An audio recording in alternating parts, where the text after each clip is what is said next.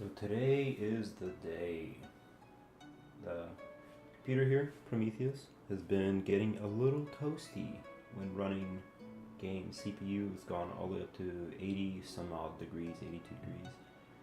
7700K at factory, 4.5 gigahertz. No overclock, no overvolt, nothing.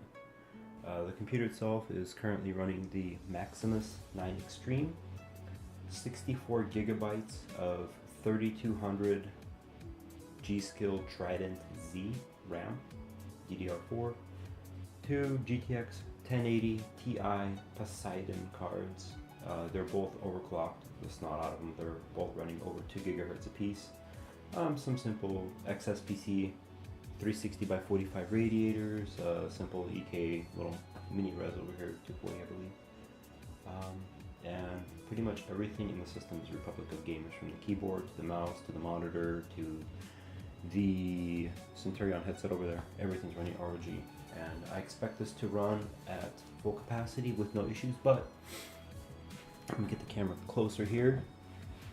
Okay, sorry, I don't normally do stuff like this, but I thought it was necessary. Everything's 100. So yeah, yes. Nitrile gloves. Don't want to damage any of the brushed aluminum in this Lian Lee case. PC09WGX ROG edition. If you guys are curious. Damn, this thing's heavy.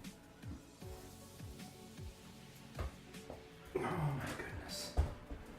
This thing weighs a metric ton. Oh my goodness. Okay, so let's go ahead and get this out of here.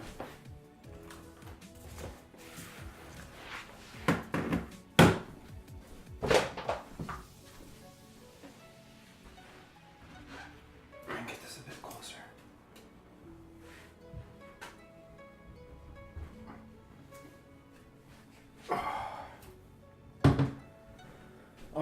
Yeah.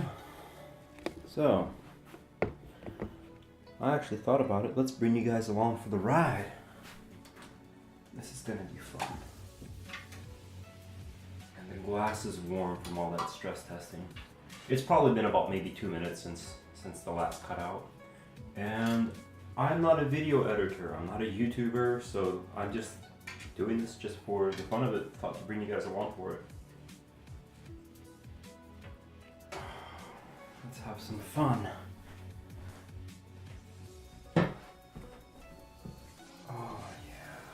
Look at that. In case any of you are wondering, none of this build that I have here, none of it was sponsored. I did not get any free parts. This video is not sponsored. This is literally my hard work. I'm not rich. I've just toiled and sweat and worked long hours for nearly a year to be able to afford all this. Damn, that is really warm. If you guys could only feel how warm that is insane. So, actually, let me go ahead and do something here really quick. All on camera. Because I am not a professional. Let's check this.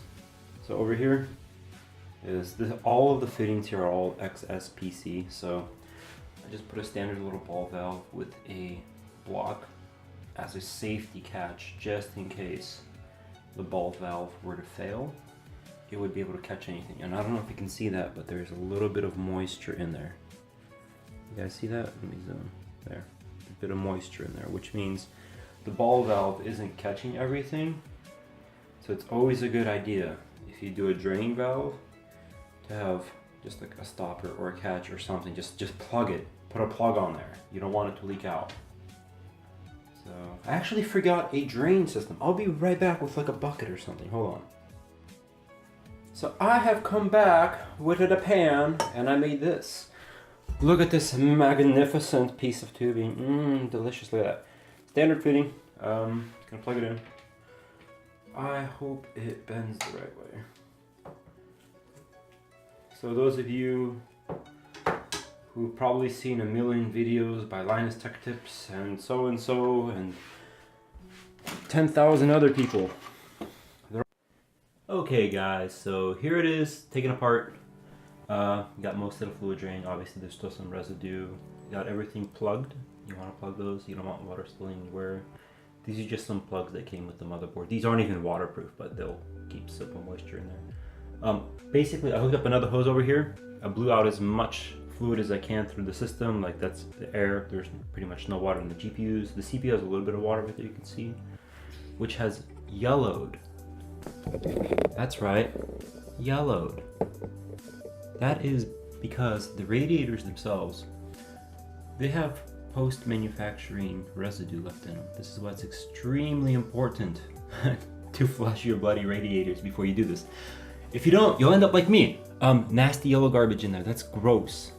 That's very, very nasty. You know, like. And what it ended up doing, sorry, there's all the tubing that I had, and just that's the fluid with some paper towels, nothing too gross.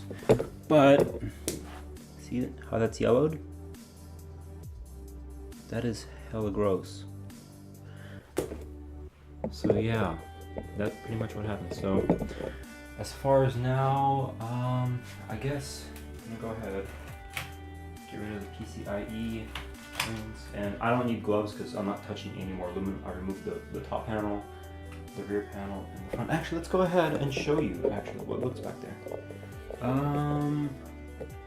Not sure how to do this with the tripod, but let's actually get you some close-up shots of what all this looks like. So there is 3 120 Corsair magnetic levitation fans, 2 GTX 1080 Ti Poseidons again. Then I have a 3D printed Asus SLI bridge cover. That was pretty neat. Maximus 9 Extreme, 7700K, 64 gigs of Gskill DDR4 3200 Trident Z RGB. A very nasty 24 pin. Oh my goodness, focus please, my friend. Ah, there it is. Very nice. Still very clean. I keep this thing in immaculate, cleanly condition. Over there is the hard drives. It is 2 Seagate FireCuda, 2 terabytes apiece, and back there is a Samsung 120 that I use for mass storage, just a switch. And let's see if we can take the tripod, do some personality stuff back here. Nice. So AX1500i, lots of Corsair sleeving. You can see the power units. Those are, I believe they're Nautica 80 millimeters. I think they're the FS series, but they're 80 millimeter fans. I just use them to pull air through the hard drives and out the back. And these three are not, obviously not on a radiator, but they're used to pull air through it. And let me show you what the paneling looks like. Oh, sorry about that. But that's what it looks like right there. That's the side panel that it blows through. That's the top inlet, the 2 pieces of like orange glass almost. And the front unit. And that's just paper waste, don't worry about it, nothing too gross.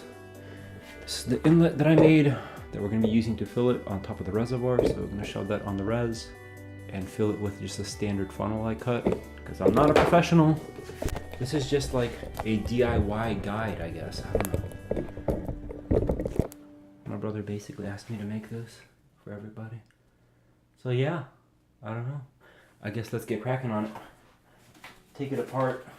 I bought one of these. Well, I've used this to fix my buddy's PS4. His PS4 broke, so I ended up having this on hand anyway. So I took it apart, put some new thermal compound in there, and got his PS4 working all over again.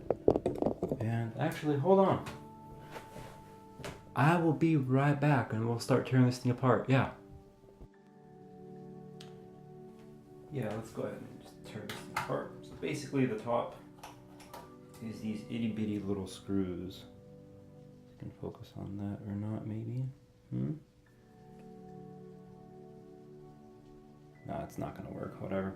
They're the standard screws that come with the XSPC radiators. They're very tiny.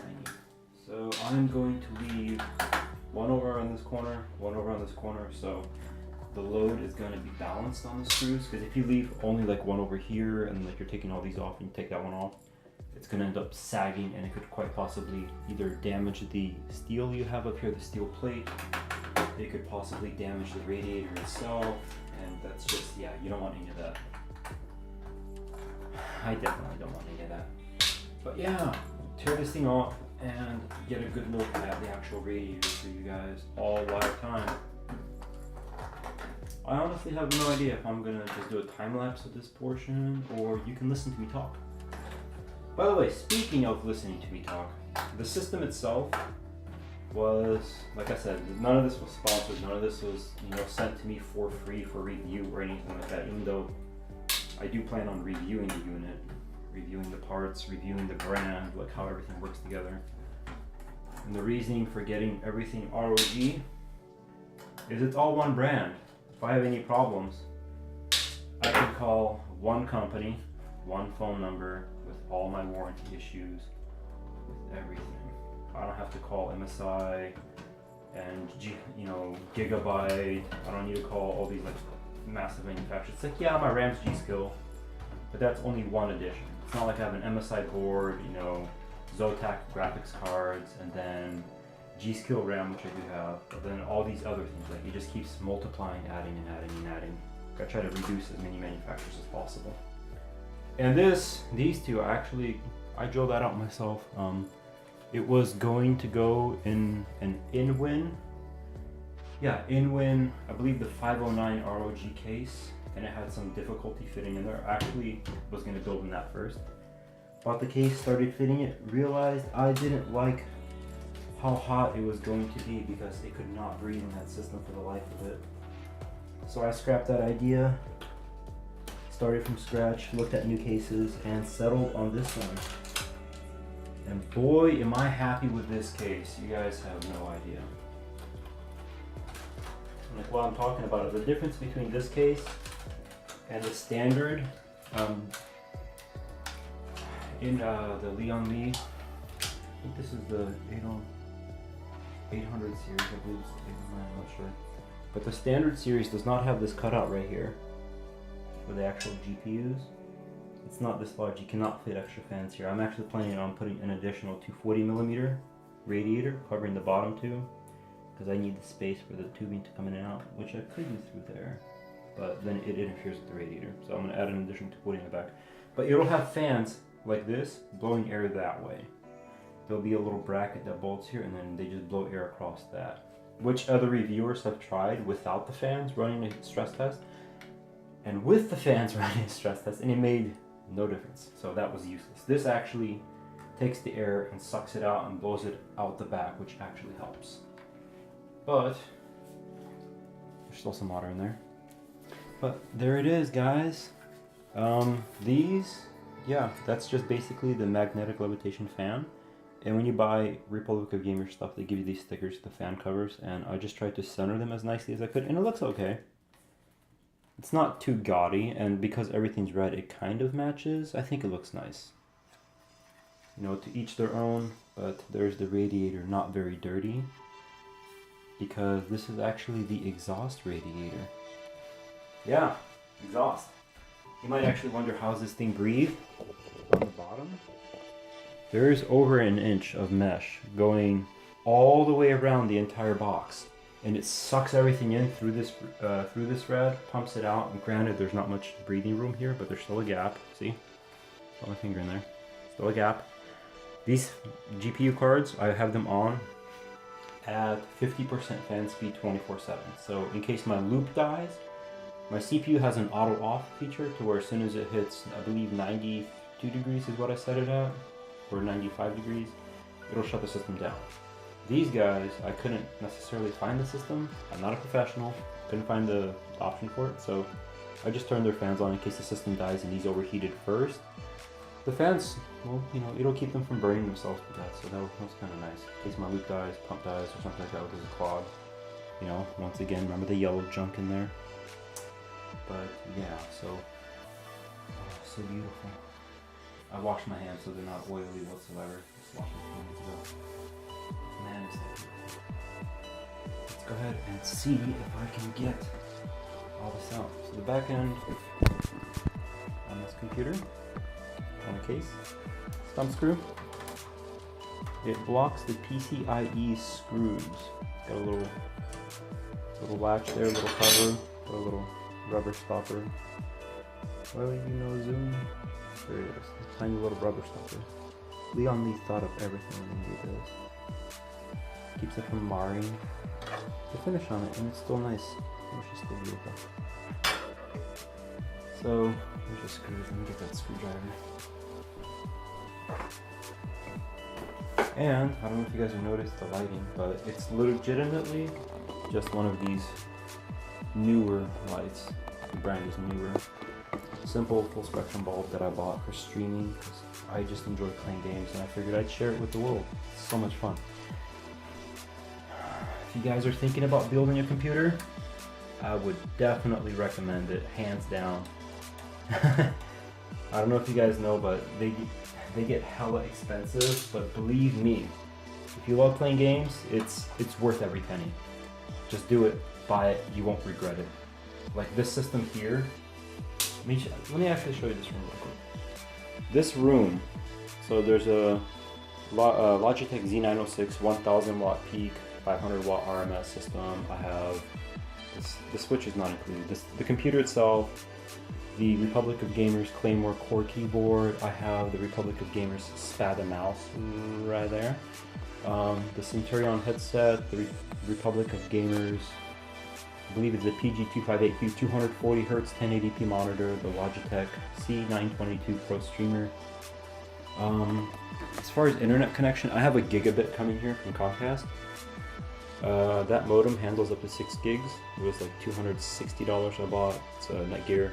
Republic of Gamers ROG Rapture GT-AC5300 Wi-Fi gigabit, you know, the gigabit switch and whatnot. Tri-band 2.5 gigahertz. Sorry, 2.5 gigahertz, 2.5 gigahertz bands. So basically the cost of that the desk was like a few $100, like $300. The case, all the parts, all the units. Oh my goodness, everything in the actual PC, the hard drives, that external 5 terabyte that I'm using as a backup for everything, Logitech, I'm including the price for this too. All the tubing, you know, the lighting here, this Vertigear chair, like the ROG, I believe this is the, yeah, that's the Sheath. That was like $40. Basically everything all put together cost me right around 10,000 American dollars, which you're gonna think I'm crazy for 10 grand on a computer, but honestly, I spend so much time here. I go to work, I come back home, and I'll just game. It's so much fun. I'll play with my brother. My brother just built himself a $3,000 system. I'll play with him. He's about 12 miles away in a different city. And we'll get on PlayerUnknown's Battlegrounds, or PUBG as it's called, and we'll play that for, oh my goodness, like 4 or 5 hours straight. We'll do a duo team, and we'll just have a ton of fun. And here it is. Oh my goodness, so beautiful. Even if you're not into computers, if you can appreciate technology and you can appreciate design of how things are made, functionality, if you don't even care about design, if you could appreciate the power, there's so much power here, it is ridiculous. Like, there's just so much to love about computers. It's just beautiful. That is just pretty. I'm in awe. But I did not use an SLI coupler because I just couldn't find one that I liked. So I ended up doing this for now. It's just 2 compression fittings, but I left the compression parts off because there's no space to put the compression on. But it's so... Sorry, that actually, I ran out of video time. It's a 10-minute limit. I'm not a professional. I'm literally using my phone as a Samsung Galaxy S7 to record all this on a very cheap little tripod. But as I was saying, the fitting here, it wouldn't fit either, so I literally just put a bar fitting on there, put the hose on, and put 2 zip ties around it, and like clamped it as tight as I could, and just left it. And just, I would inspect it like every couple of hours the first day or so, and then every couple of days, and then once a week, just to see if it was like sliding down or whatnot. Just coming off. This is just, I'm sure some people are curious about this. It is the factory bridge that came with my motherboard, Maximus 9 Extreme, you can see it right there. It came with my motherboard, and I just used double-sided sticky tape, I believe in the middle. That's all it is, and you can buy this. There's a link on Asus's website to the place that 3D prints this, or if you have a 3D printer, you can print it yourself. For cable combs, all kinds of neat stuff. But this right here, so pretty. Yes, the Maximus 9 Extreme Republic of Gamers is just beautiful. For those of you that are curious, I do not have an SSD under here, nor do I have one under here. I am not using those. My main drive is a Samsung 120 that's right over there. Delicious. It's back there. And then I have the 2 TB Seagate fire coolers. And this, let me show you how this is done really quick. Hold on. Okay, we're back. So yeah, this, you can get a hint right there. Oh dang, that was sitting on it. Man, none of this is scripted. That right there, my friends, is legitimately 3M. Oh, you can see it right there too. It is just 3M double-sided sticky tape. Because I couldn't figure out how to put that on there. That frustrated the living life out of me. I could not figure it out. I was like, what the hell do I do to make it stick? So it's also going to reduce vibrations from the water moving through and everything else. And I used double-sided sticky tape. And this right here sadly got scratched up. Copper radiators as I was putting it in and out right here off of this little guy, sadly. But Leatherman wave, I don't know if you guys care or not, but yeah. Very gently, and let's break that double-sided sticky tape. Oh, please. Will I do this again? I have an idea. Let's take a bit of paper towel, fold it up so I don't scratch anything, and then put it down, and then use like a lever action to pull out. Break that tape.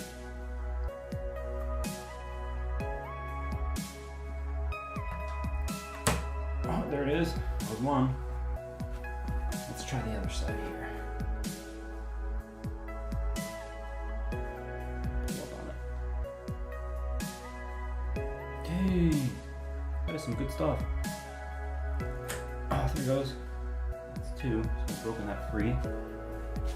And it's on 4 corners, so I'm gonna at this point lift it.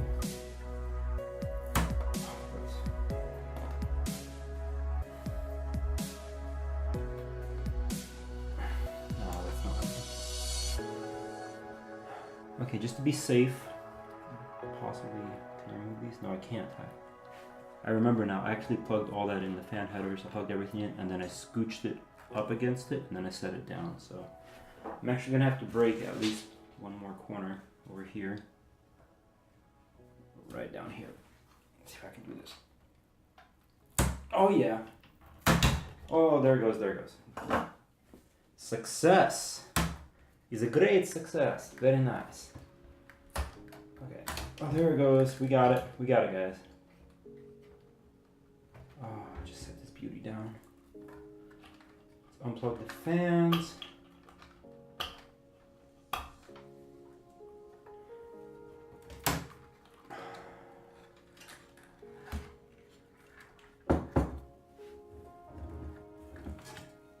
And scooch you back a little bit.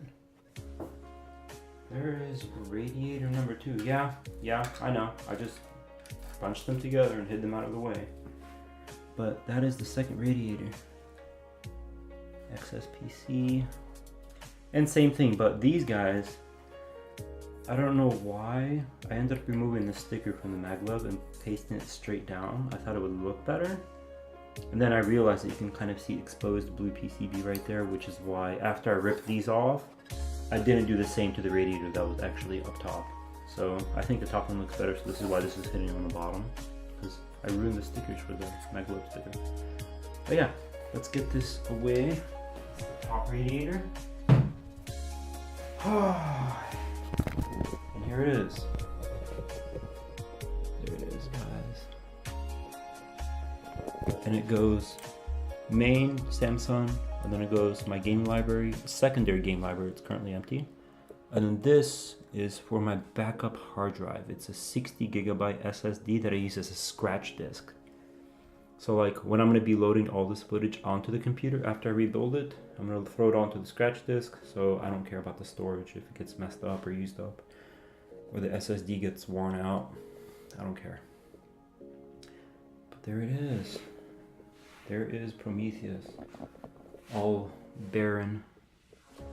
And I'm actually gonna remove the motherboard so I can put my 24 pin behind the spacing. I don't know if you can see. This board, the case here supports eATX, but that's the grommet. Normally, if it's ATX, you'll slot the 24 pin into the grommet and behind the motherboard and get it out of the way. But because it's eATX, it is supported, it is, but I don't think they were expecting me to fill it with fans to the maximum. Like, I don't think Lian Li was expecting someone like me to grab their case and legitimately just jam pack it full of crap. Like, shove everything I can in there. Oh, I can clean out that bottom filter too. Looks fairly clean, but I'll still clean it out. But yeah, I'll be right back and we'll start pulling the board out, getting the cabling out, and go from there. Okay, go ahead and pull the board out. Just readjust the camera. Let's unplug all of this. All these bad boys. That's the cable to the Corsair link for the PSU. Which, by the way, if you have an AX series power supply, I would highly recommend, legitimately, never plugging it in. Like, okay, plug it in once, update the firmware, update everything. Do not install the bloody software. Everyone's having issues with the Corsair AX power supplies. And I was like, oh, that's BS. I was like, maybe from Amazon, you know, they're getting messed up in shipping. They're not being taken care of, you know, Amazon driver doesn't care or whatever. And they threw it around and it got damaged. Maybe it was a one-off thing. So I thought about it and actually ordered my AX1500i directly from Corsair. I called customer service, I talked to them, I ordered it over the phone, and I had it shipped directly to my house. And it came in very nice packaging. The box itself was in mint, perfect condition. Like, everything was just perfect. I was like, yeah, like, there's no way I'm gonna have problems. Like, I was thoroughly convinced that the PSUs that everyone was having issue with, the AX series, was simply because Amazon or Newegg or whoever it might be. I'm not dissing on those guys, they're great companies. But I'm saying that there was a possibility that the drivers just mishandled the product. And therefore, it came like damaged or like just from shock damage, someone dropped it, or at the warehouse or during handling or something like that. I was convinced, I was like, there's no way that Corsair, a reputable brand, is having all these problems. So I bought the PSU directly from them, expecting no problems. I had problems. But after messing around with it for a while, I've come to realize that it's not the PSU itself. What happens is when you put your PC under load while using the Corsair Link software and everything, it looks cool. Like, you can monitor the PSU state, you can control the fan curve, you can monitor power usage, you can monitor a whole bunch of stuff. Very useful stuff. I was like, nice, like, this is great. I can see how much my computer's eating, my load. I can plan out the curve, like how much do I want to actually draw with the system, like how much my GPUs are eating, you know, factory, how much they're going to be eating overclocked and all that. But as soon as you put it under load, after you install everything and you turn the system off, you restart your computer, you put everything under load, you start having massive issues. It just shuts down. The whole system shuts down, it freaks out, and you're like, what the hell's going on? Like, you get pissed, you're like, hey, like, I paid all this money. Like, in my case, I paid almost $10,000 for everything and it won't run. I was like, what the hell's going on? So I did some research and I couldn't find an exact answer. Nowhere that I went could I find a straight answer as to why it was happening. People just thought it was RMA. You know, they got, you know, dead on arrival, defective on arrival units. So they were sending them back to Corsair and they were still having problems. And I was like, what the heck, this can't be it. So I think I accidentally stumbled upon the issue by simply updating everything in the system and then removing all the software. I updated the actual PSU, but then I removed everything. I got rid of all their stupid software. I got rid of Corsair Link 4, I believe was what I was using. I got rid of it all and never had a problem since, ever. I've since contacted Corsair and told them my findings. I was like, hey, like, I honestly think it's your software. And they were like, yeah, sure, whatever, dude. Like, you're a nobody, which I know I'm a nobody because, you know, I'm not a streamer, I'm not a reviewer. I'm not, like, well, I stream, but I'm not a reviewer or anything like that. I'm not even a big streamer. I'm a nobody. I just like games. I like my computer. I love games, and it's just great. But I told them my findings, and they haven't done anything. They haven't like fixed their bloody software or anything like that. Oh, so beautiful. This thing is so friggin' heavy, guys. That monoblock though, that's the side of it, and that's the rear, for those of you that haven't seen this. There it is.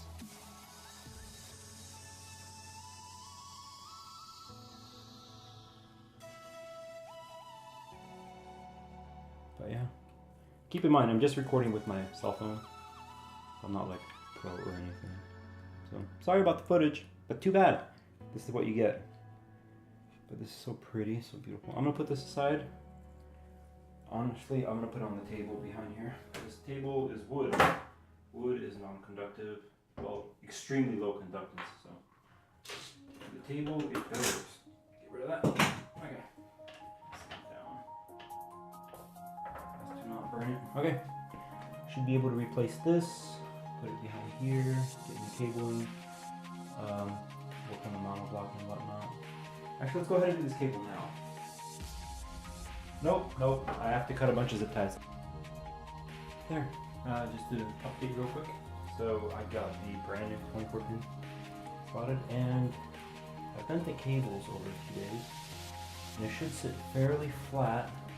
Should be able to plug into the motherboard right about there without putting much stress on the actual board connector. Yeah, I think that should work. So I'm gonna go ahead, about to update you guys. Remove this, and I think I'm gonna go ahead and start with the CPU and get with the D-lid. Go from there. Be right back. Cool. Okay. So to get to the CPU, let's go ahead and remove this monoblock. Actually, let's get rid of this RAM.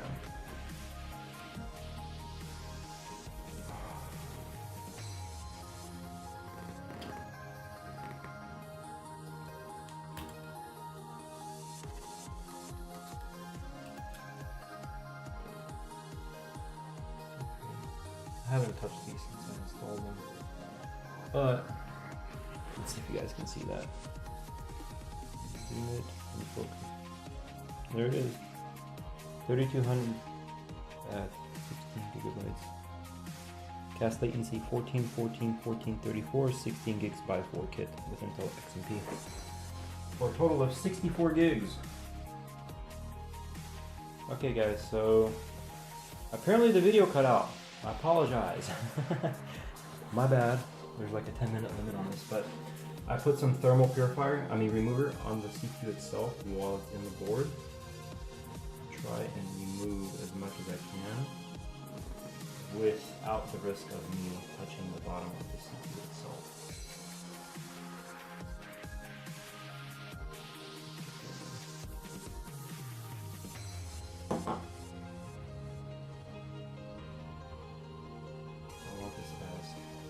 As clean as possible.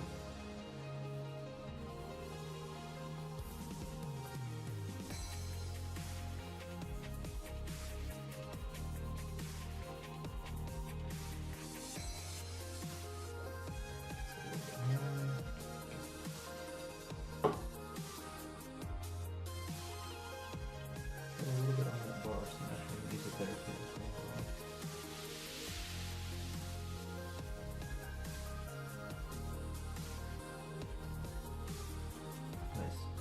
I'm not going to use the purifier on it just yet because I'm going to be handling the IHS here, so it's going to get dirty, fairly dirty, but it's going to get prints on it or residue from my gloves or whatever it might be, so I'm not going to use the purifier just yet to waste it.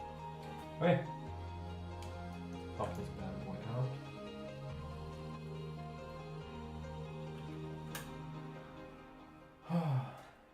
And before I pull it out, let's unpackage this.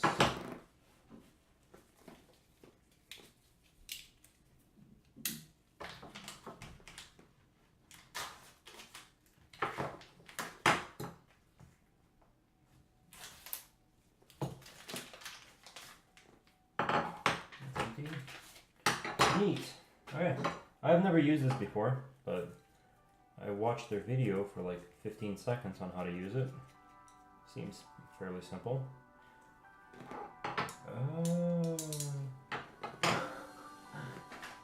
Do they have instructions?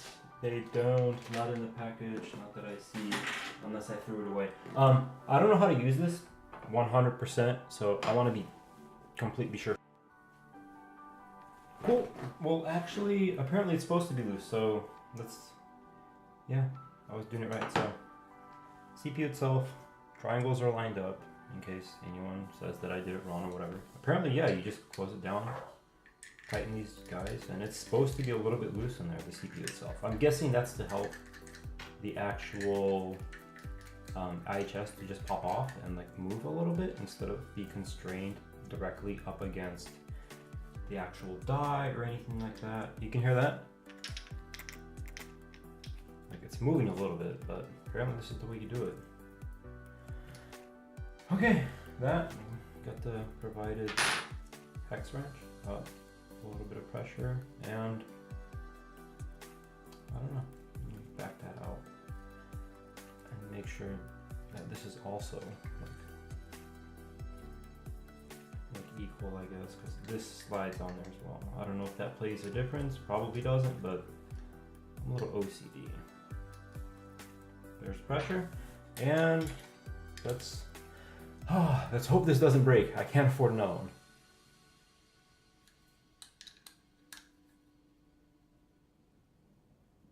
It's getting really tight. Getting really tight.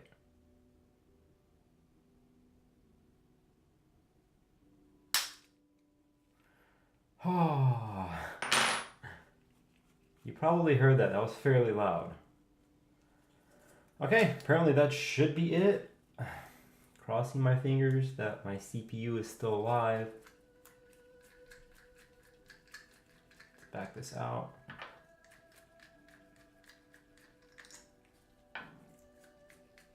Oh my goodness, what am I doing? Why am I doing this again? Should all be worth it in the end. And, before I pull this off, I actually put a tiny permanent marker black dot on the IHS right where the triangle is, so no mistake on putting it back together.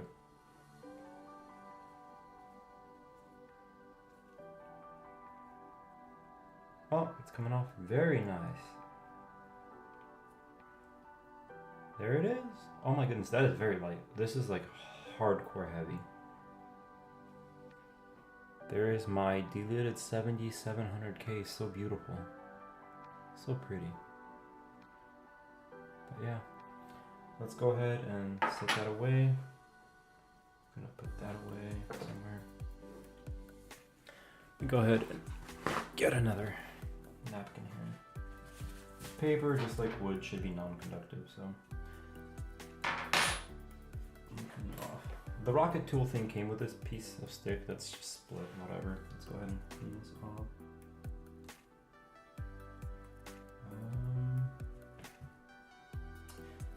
I have an idea. I'm just gonna clean this first.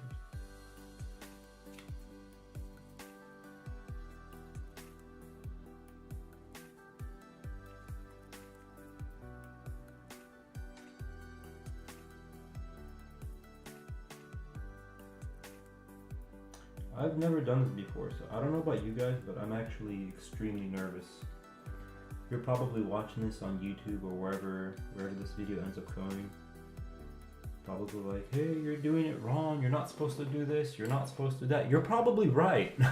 I'm probably not supposed to be doing a lot of this stuff, but yeah, I don't know. Like, I'm doing this because my CPU runs hella hot. Like, yeah, I showed you with Prime 95, it was extremely warm, but it gets very warm while playing games, which is why I'm a little worried, because that's what I do a lot of. I play a lot of games. It's really fun. Not necessarily the best reasoning to be like, hey, I want my system to run cooler while I'm, playing PUBG or streaming Overwatch or whatever. But I do want my computer to last as long as possible. So I just invested so much money in this, I want it to run. And it's just I don't know, like even doing this is actually kind of fun. I don't know about you guys. This is hella nerve-wracking to me, but it's also extremely interesting. Like, I haven't seen a CPU die for my own computer since back in the AMD days, way back when. I'm not even sure what CPU it was. I'm not gonna sit here and pretend like I know what model it was or whatever. Just remember having a really crappy AMD CPU, and that thing sucked, but the CPU die was exposed to this. Hold on, I'll be right back with a paper top. Bam! Right here. Right here. No, this is not an office. This is literally just a secondary bedroom that I rent out. Me and my buddy have a home, so I pay for 2 of the rooms. So yeah, put a little bit of that thermal cleaner stuff. I hope this isn't bad for the CPU. I hope so. I'm gonna let it really dry before doing anything else though.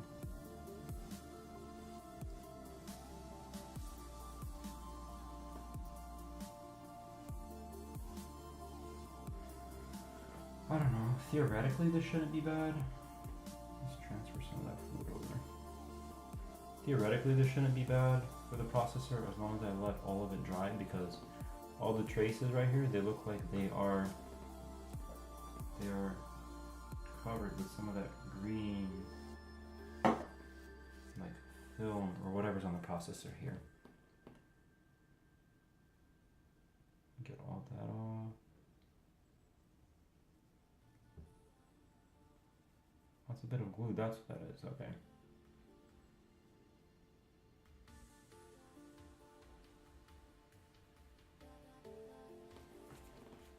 And no, I'm not a professional. This is just little old me doing this.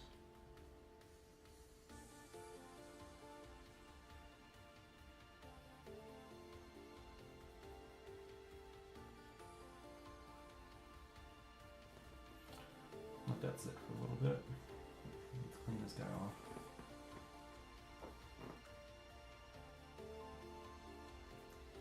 Whoa, that's a lot.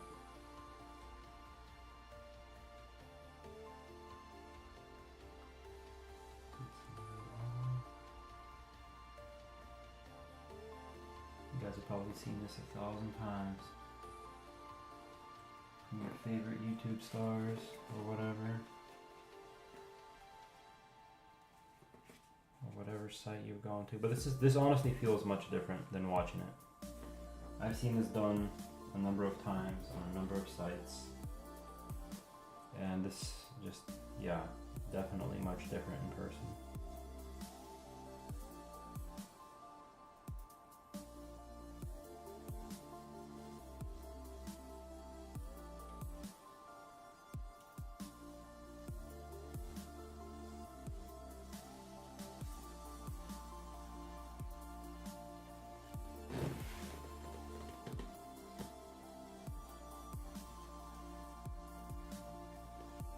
By the way, if you don't care about me cleaning this thing off, feel free to skip ahead, because this video is legitimately going to have the entire system being torn apart, like you've seen so far, delidded with the CPU.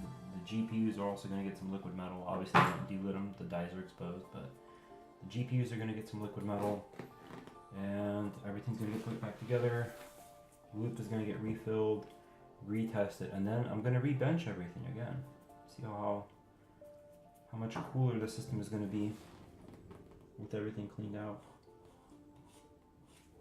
And liquid metal directly on the dies instead of some tin.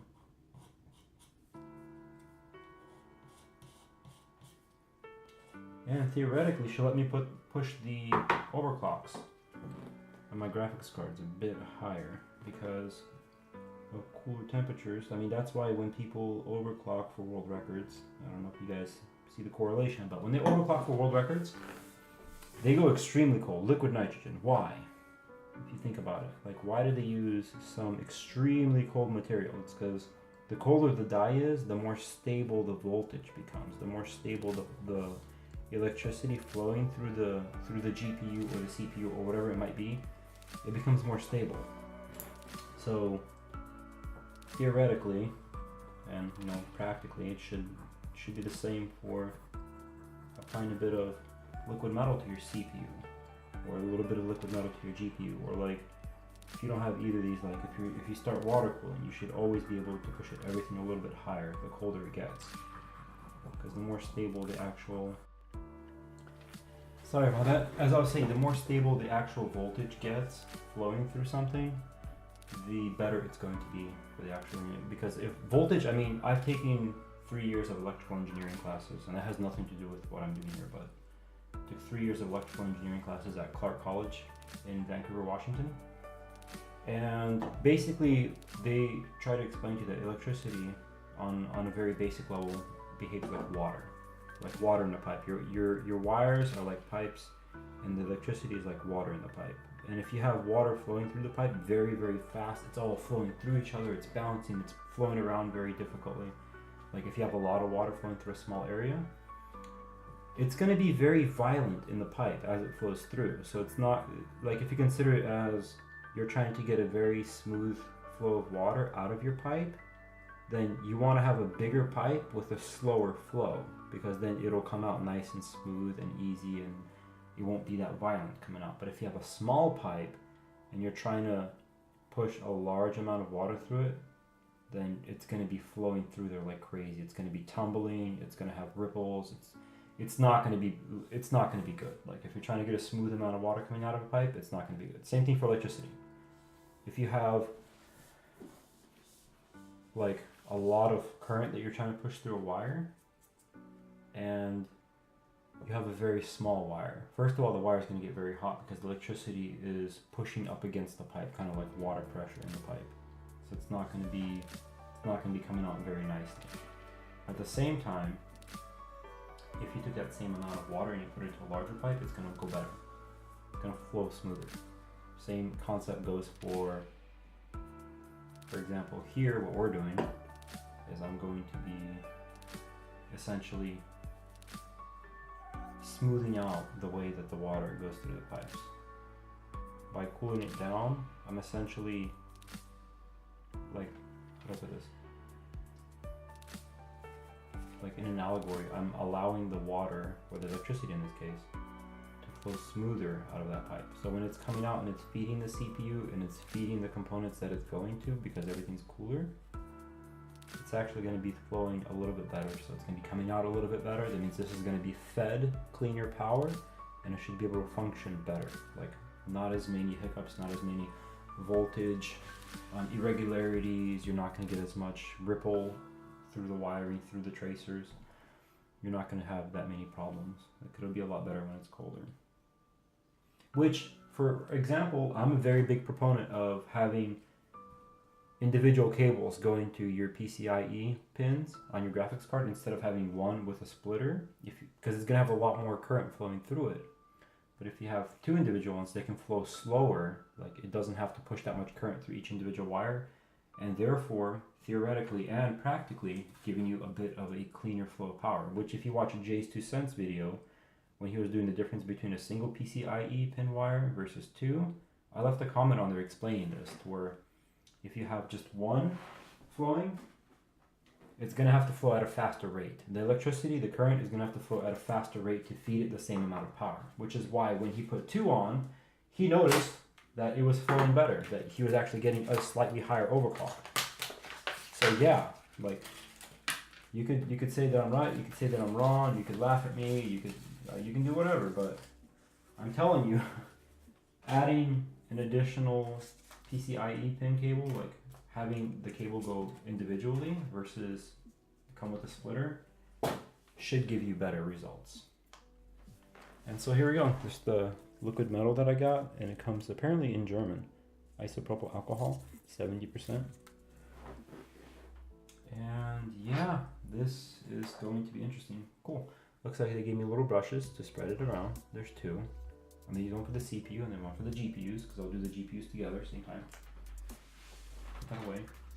I'm guessing this is to roughen up the inside of the IHS, which I don't know if that's the smartest thing, but I'll go ahead and do it because apparently that's what they want me to do. Because there's no way in hell that they want you to roughen up your IHS. I mean the actual CPU die.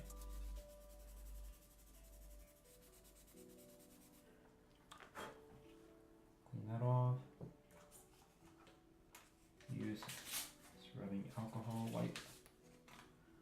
Ooh, so nice. So very pretty. Oh, whatever. Oh, look. It did something. Probably just that steel though, or the nickel plating. I believe this is a nickel plating on the copper block here. This should be copper and that should be nickel, if I'm not mistaken. But whatever, I'm gonna let that dry. Find a clean quarter and very gently do the CPU and the surrounding area, because I use the cleaner, the thermal remover, and I'm not sure if it is completely non-conductive, but I know that rubbing alcohol will displace water and it will evaporate relatively clean. So I don't see anything from that stuff, so it should be okay. Shove it back in here so it doesn't fully dry so I can do my GPU. Because even though I'm doing all this, sadly I don't have a bottle of rubbing alcohol with me. I know, cardinal sin, my bad. But yeah, that looks very nice, very clean.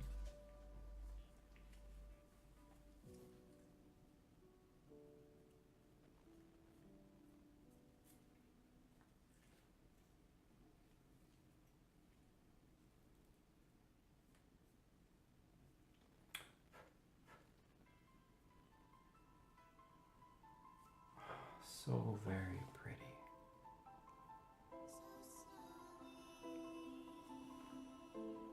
Okay.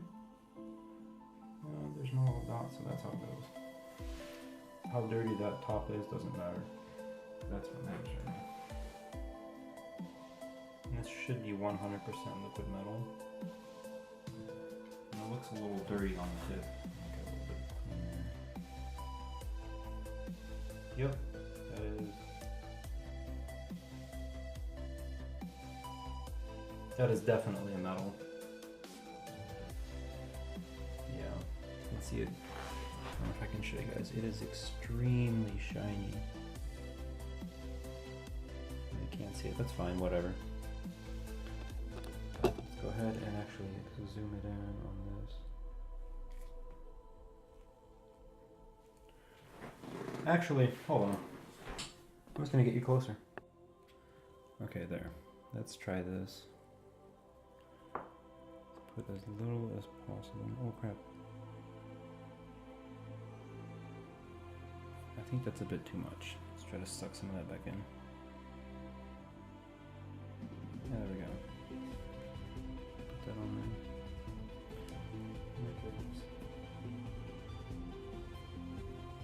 I think I saw a little piece of dust on there.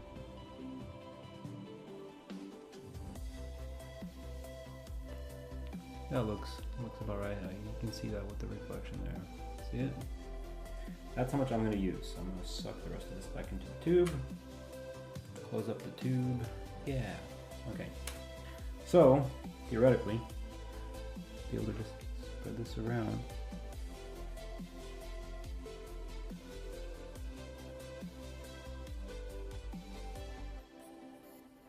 I'm not sure if I'm supposed to use this brush because this honestly sucks. Yeah, this brush really sucks for spraying. Now, screw this. Do not use the brush, it's garbage. I'm gonna use this right here. This little guy. That's better, there we go. There we go.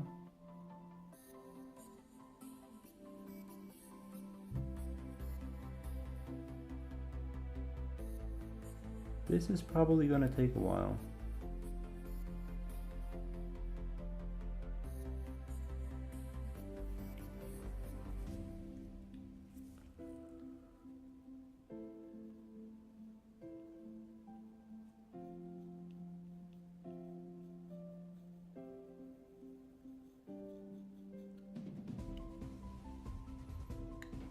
surprisingly enough, this stuff just keeps spreading.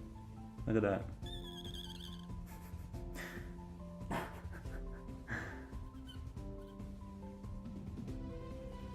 Sounds like a crying cockroach.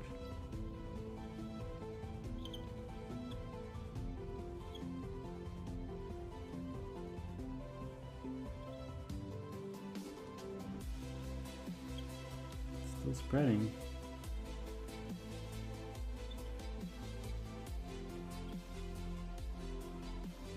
Amazing. So little of this is going so far.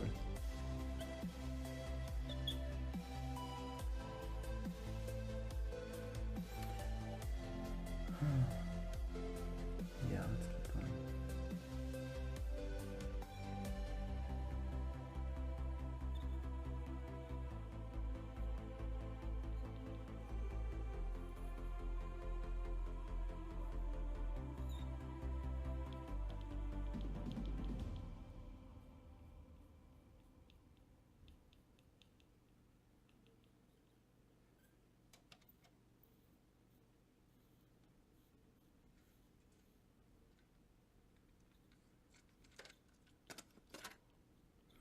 And as you're doing this, pretty much everybody's going to say the same exact thing. Make sure you do not, I mean absolutely do not, get any of this stuff off of the actual die and onto the CPU tracers, because this stuff obviously is a metal and it is extremely conductive. Basically, you get this onto the traces and you're guaranteed to fry your CPU and quite possibly your motherboard and other components.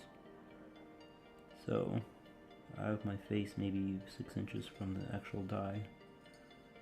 I'm trying to spread this as nicely as possible without getting any of it anywhere else. And if I touch, even so as much as touch the tracers, I'm going to clean this whole thing off with rubbing alcohol and start over.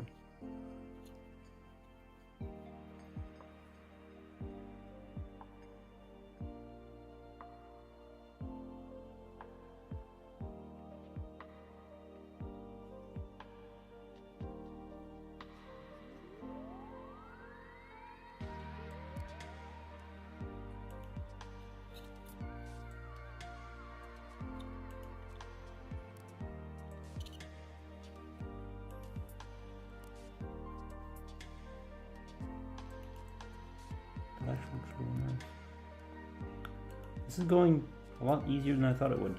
So let me take a closer look. Yeah, honestly, it looks like it's working very well. Looks like I have probably 95-99% coverage here. And when I put the monoblock on, I mean the IHS back on, it should probably squeeze the rest of it out to get 100% coverage. And I used very little of this stuff. Maybe I could have even used less. Like, this is amazing. I'm gonna try to push a lot of the excess towards the middle in like a line, kind of like right here, kind of like when you would apply like a small pea size of thermal compound. I'm gonna try to push some of this towards the center in the same shape. That way when it spreads out, it'll spread out on the die in the same fashion.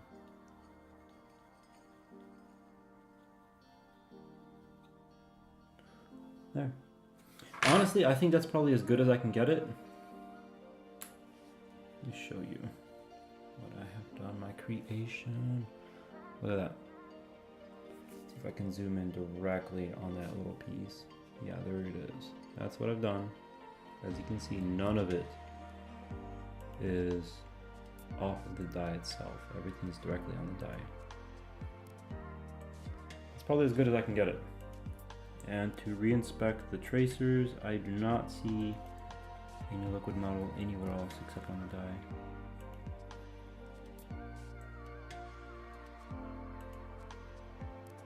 Yeah, it's all good. So, it is time to reapply all this. This guy goes here. This guy goes here. Probably should have just done the... Okay, if you guys are watching this, definitely what I would recommend is take your CPU and place it back in here when you're putting on liquid metal, because what could just holds it in place. And you can hold it or maneuver it and you don't worry about touching the bottom. Granted, you know, there's a hole back here, but you're not really worried about touching it. Nice, I should have done it like that. See, this is why you guys are watching, because you can do this better than I can. Okay, so we got that. And got the realignment tool. I believe it goes like this. That's honestly what it looks like. Yeah, so I'm guessing it's like this. Yeah, good guess. That looks fantastic. Yeah, and the screw holes, in case you think I'm crazy, the screw hole right there matches up, see that? And this one matches up. Third one is gone, but those two match up perfectly with the cutouts and everything. So yeah, that's how it goes. I am going to leave that clean, but I'm going to take a little bit of this Prometheus gasket maker that I bought. It's just RTV silicone. And I'm going to put a very small amount along the edges. Try to mimic the exact original pattern there. And I'll be right back as soon as I get on. Because I have a feeling it's going to take a while, so I'll be right back. So there it is. I went ahead and redid it. Basically, I legitimately used almost no silicone to do this.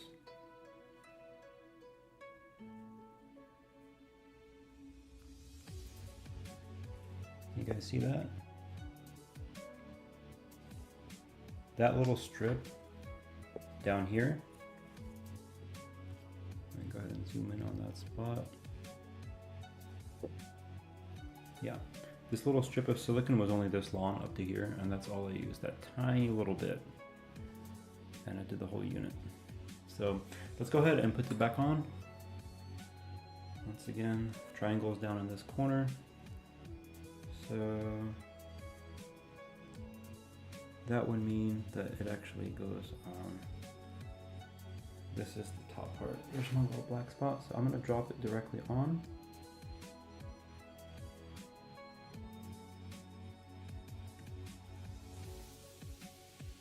Nice.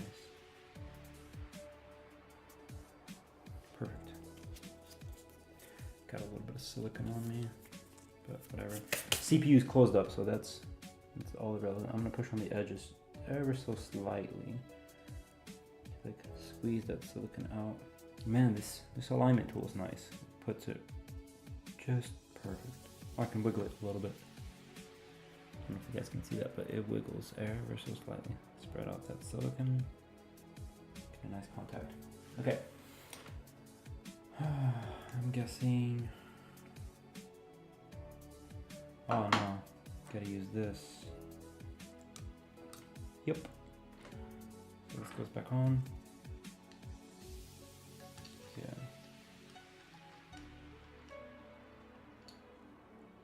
There's the slot. Put that on. Put these two on.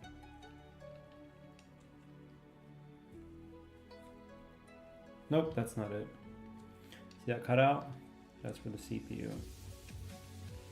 Ah, because it would put pressure. If I screwed it down this way, by the look of it, it would put pressure only on this edge. But if you put it the other way,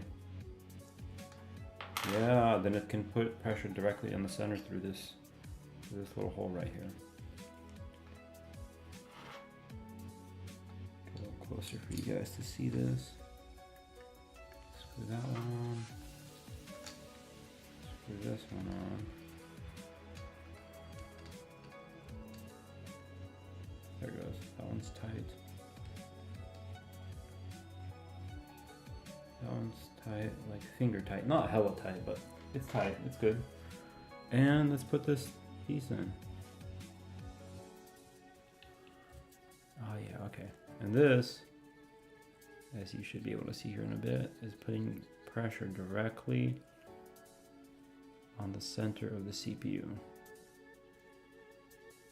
Should focus. See that? So that's where it's contacting. We'll do about that much pressure. It's not much. have to hold down. Ooh. Let me see if I can show you this. Right here, you can see a little bit of my silicon is actually squeezing out. Barely, barely. Right there. So that leads me to believe that the amount of silicon I put in there, see it's just barely right there, barely squeezing out. That leads me to believe that the amount of silicone I put in is actually adequate and actually quite pretty damn good actually.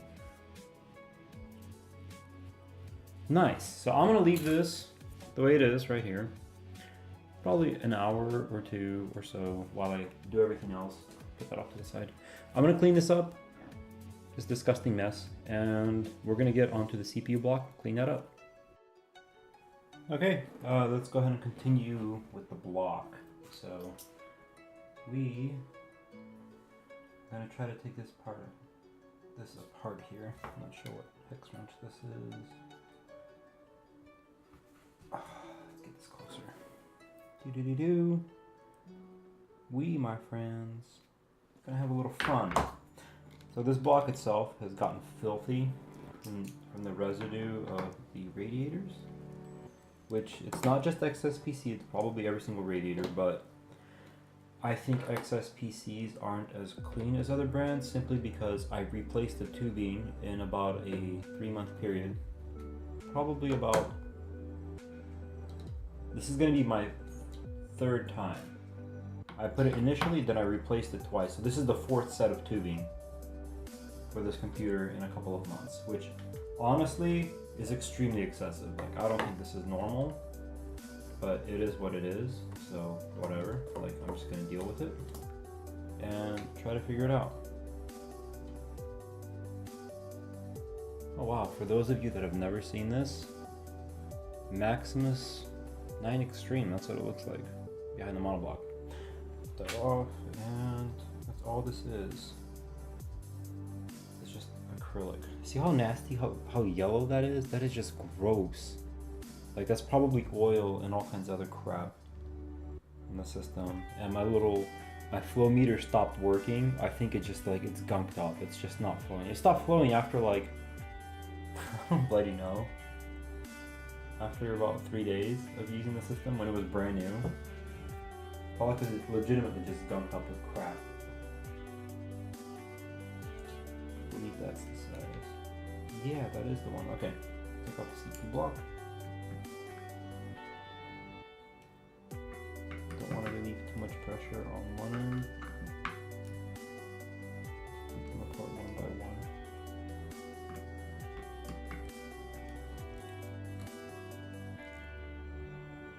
Some long screws.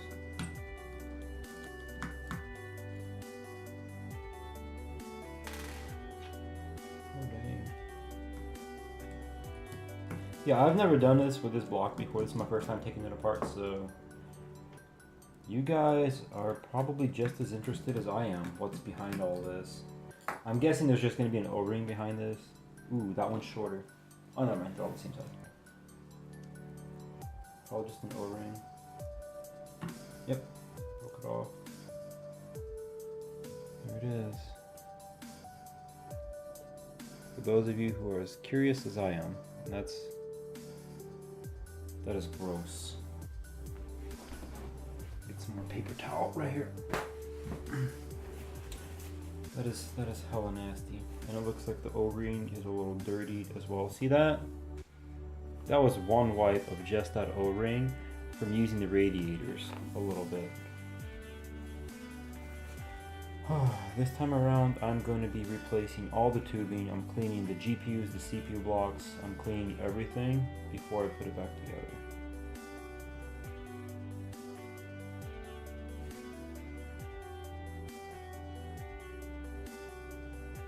See that? That has to be oil. I don't know what else that would be, honestly.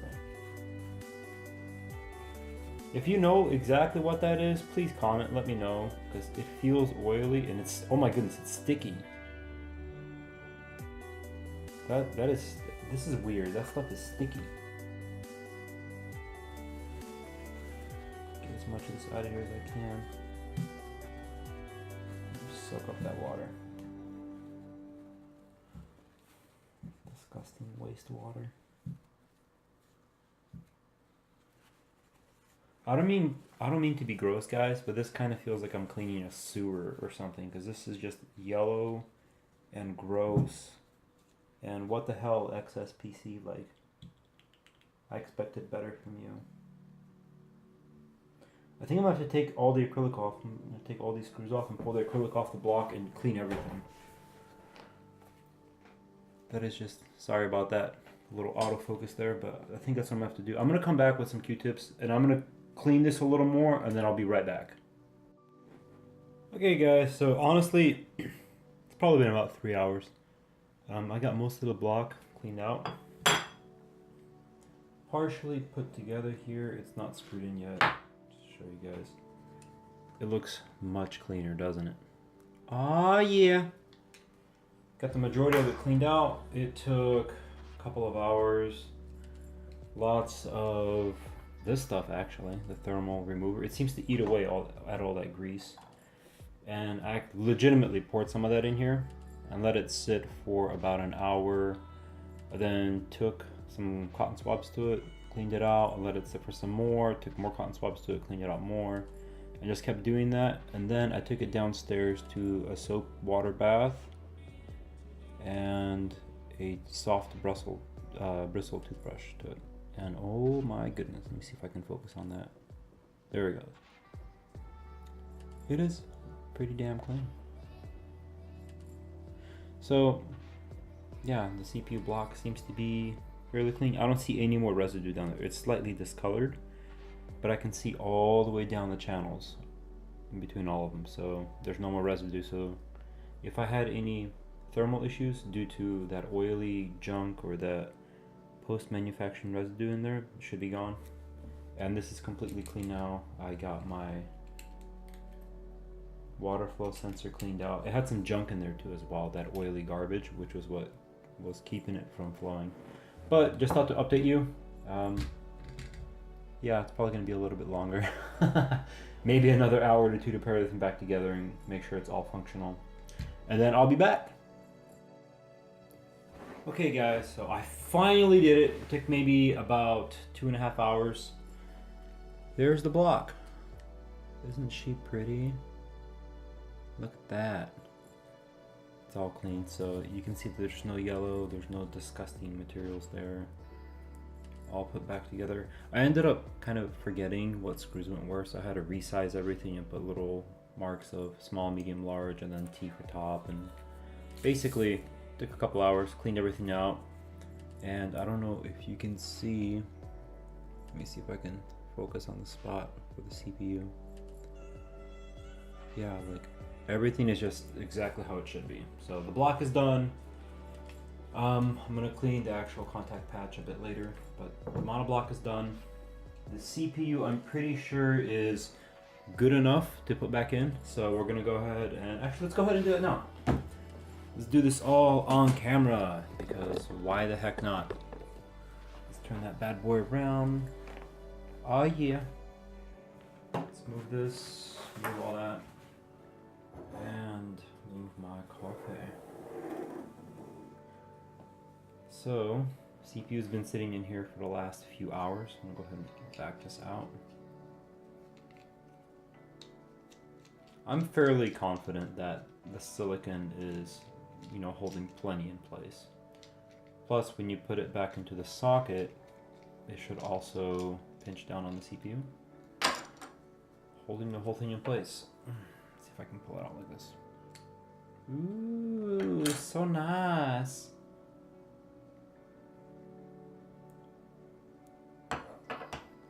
$7,700K, now delidded.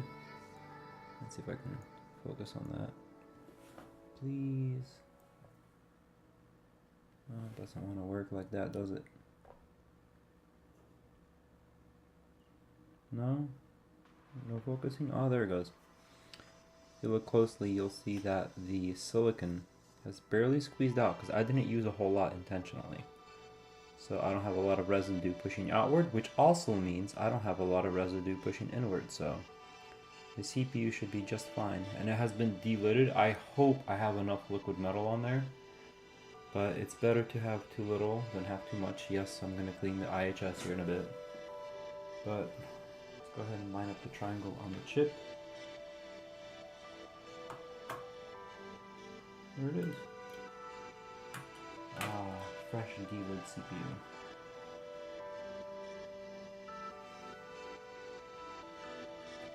No matter how many times I do this, oh man, I apologize guys, but I apologize so much, but no matter how many times I push down on this lever to hold the whole thing down, it always just, it's nerve-wracking every time, because you're always worried about, you know, going a little too far and breaking it, because it always feels like you're putting so much pressure on the CPU. And it's just one of those things where if you're new to this, don't worry about it. It's not a huge deal. It's actually designed to hold with that much pressure on there. It's not going to break anything. As long as you're on a hard surface like I'm on a table here, you'll be fine. No big deal. Let's clean that bad boy up. Yeah. Oh my goodness, just like even the tiniest little bit of dirt gets on there. This stuff just seems to strip everything right off. And no R2 Clean didn't sponsor. None of this stuff is sponsored, guys. I don't know if you're gonna believe me or not, but take my word for it. Like, nobody gave me any of this for free. Yeah, real nice. Let me show you. It's so nice. Ooh. Okay, go ahead and get that monoblock back on. So I'm gonna actually clean this portion here really quick. I'm just gonna use the purifier on it.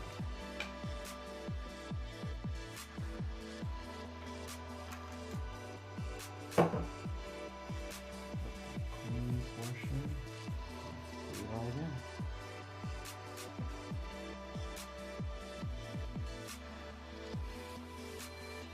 And me, being the fact that I have already delidded the CPU, I was thinking about it. If it's possible to use liquid metal on the CPU itself, the contact here, if it's worth the risk. Honestly, let's go ahead and do it. I'm gonna go ahead and actually put liquid metal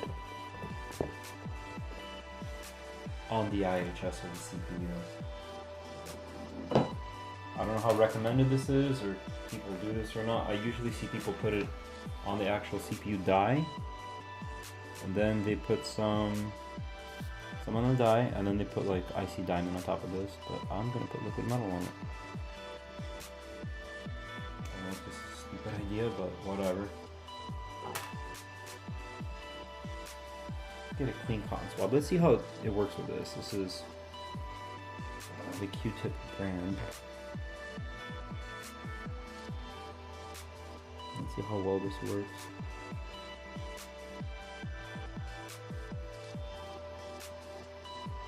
Oh, that spreads. Oh my goodness.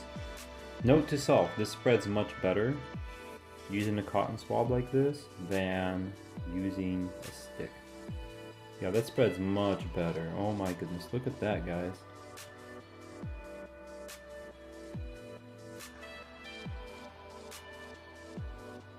That is spreading so well. That right there already covers the CPU die. So that theoretically should already be enough to get direct transfer.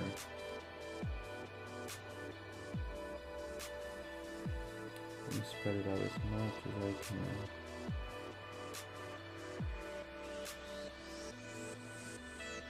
That is working pretty well. See if I can zoom in for you. There, you guys probably see that a little better. It's a little lower quality, but at least you can see exactly what I'm doing here.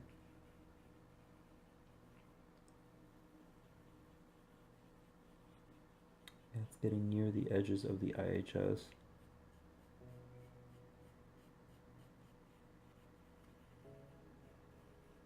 Well, that tiny drop sure went a long way.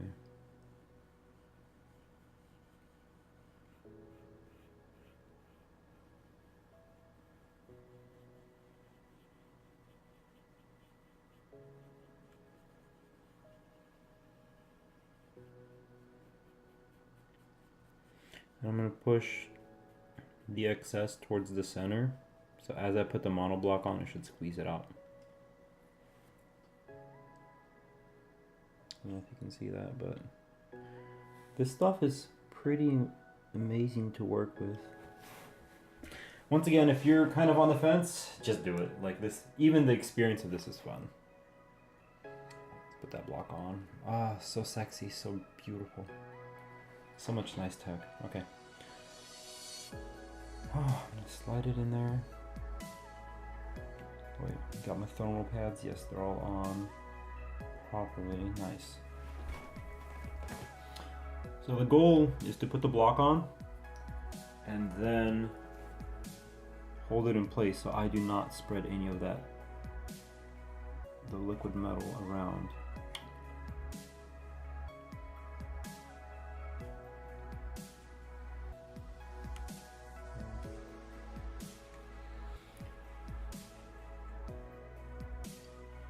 Okay, let's get these guys ready.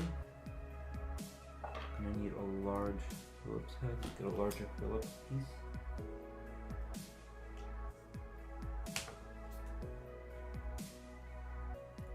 Perfect. Let's load it up with one.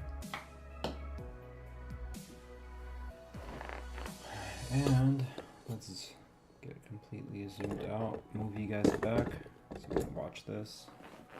And as far as the monoblock, I don't know, this thing is so damn heavy.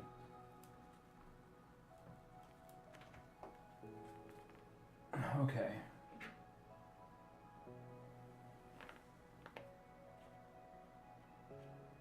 Oh, it's nearly on, couple millimeters off there.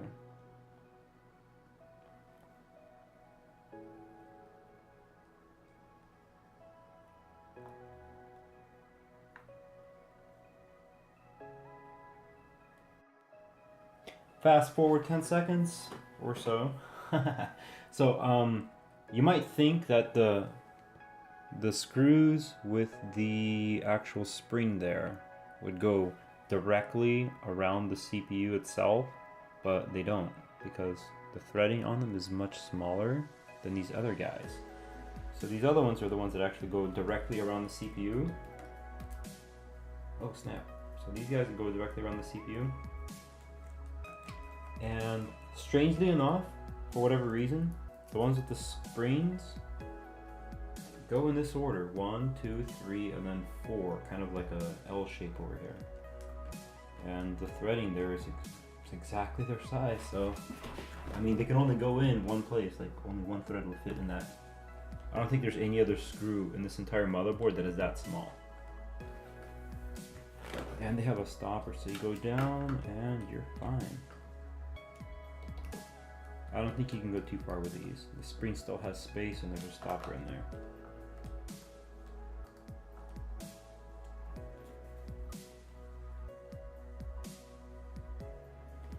That's that. So monoblock is installed along with the delidded 7700K, which my goal is to try and get that bad boy to 5 gigahertz and run it at 5 gigahertz minimum, 24/7 stable, and see if I can hold that overclock. But that's done. Yes. Okay. So this CPU installation here is done. I'm gonna go ahead and put the RAM back in, of which the memory itself is aluminum. So I don't know if you guys know, but for those of you that are kind of new to this, you do not want to necessarily touch exposed aluminum. This right here does not have those very, very coarse aluminum lines through it. It doesn't have that brushed aluminum to it that's very coarse. It's very fine, so if you get a print or something like that on this, it'll be very easy to wipe off. As far as like these guys, it has a very coarse, right there you can see it, very coarse brushed aluminum on there. And when it's coarse like that, it actually makes it a huge pain to clean off. I would highly recommend wearing some nitrile gloves, or like the white museum gloves, or whatever people call them these days, whatever those are. Those work real nice too. But might want to wear something when handling very fine aluminum, just to be safe. Let's get the 64 gigs of RAM back installed.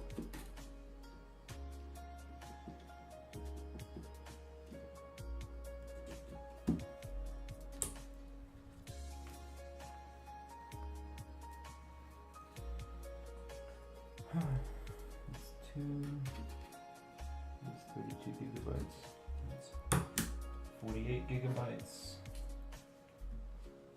and this makes it 64.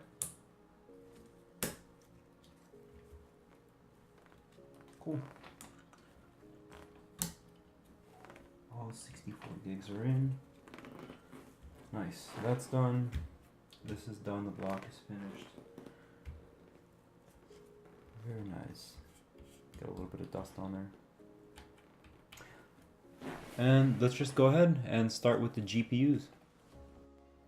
But wait, there's more! Apparently, my smartass forgot to install these. I hope that I did not. Yeah, there's barely any pressure. But yeah, the back plate, oh my goodness, I cannot believe I forgot to put the back plate on. So lucky for me, when I got the motherboard, there's these tiny plastic washers that get installed around these screws which protect the traces, and I barely put any pressure, so I think I should be okay.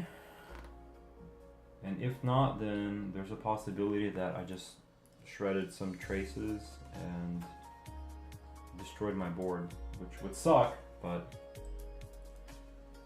man, oh man. I guess it's a lesson learned for me, just for you guys. Make sure that you follow things step by step and do everything the way it should be done. Unlike me over here. Screwing things up, forgetting to put back plates on and stuff. I hope y'all don't chastise me for this.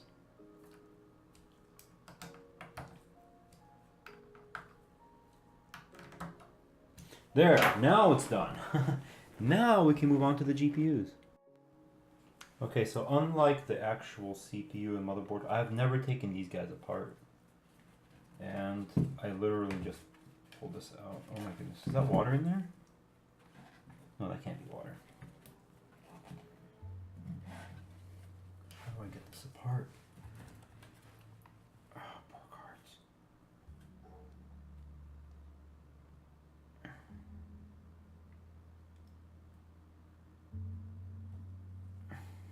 There we go. Put one of these aside. Let's go back to GPU 1. Okay, so this is the first guy. Guess we'll start by pulling off all the fittings.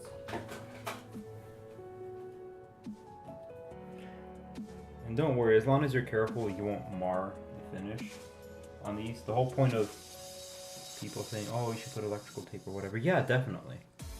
But as long as you don't slide while you're on the fitting, you should be fine. And matter of fact, it's probably fine just to leave these on and take it apart. Seems to not have any screws on the bottom half of it, nor does it seem to have any like on the side over there, on this side. Got some here. Oh my bad. Got some there, and all on top. So I'm gonna go from the top and work my way down. Let's go ahead and clean this out. That's all the correct sizing.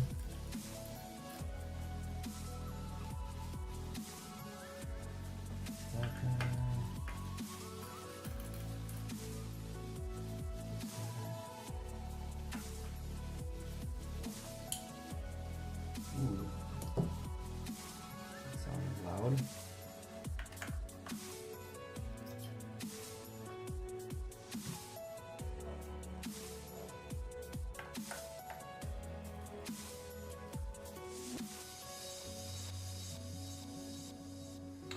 And yeah, you should be able to see it. Over here I'm just making a pattern of what screw comes out where as a diagram of this.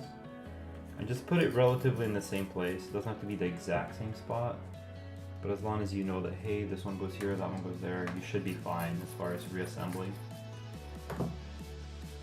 You don't need like a map or anything.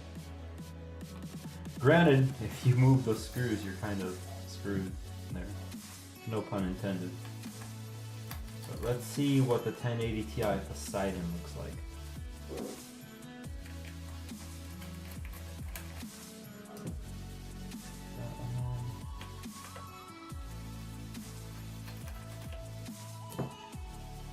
Such a beautiful card.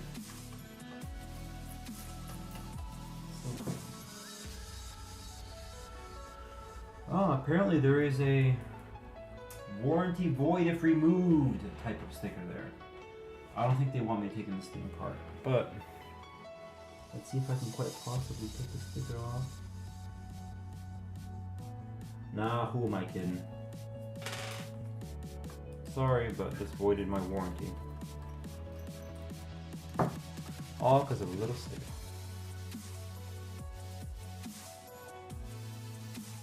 Let's see.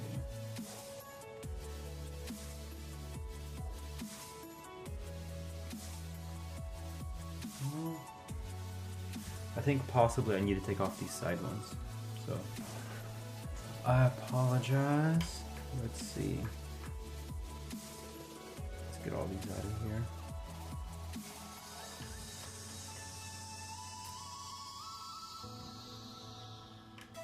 I'm fairly certain these guys are actually all going to be the exact same size.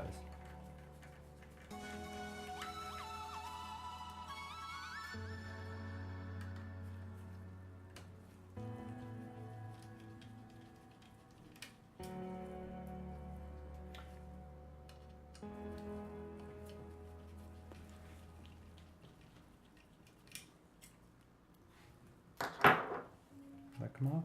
Oh, there's another one. So it seems to be 6 of these actually. Damn, there's 2 more. There's a lot of screws. They're all the same size too. Oh, dang. That just kind of came apart. Oh, there is the beauty. Such a beast. Wow. Apparently you'll need to take these 2 guys off right there to remove the card. The rest of them looks like just hold that plate on. That is a beautiful thing to see. Look this out.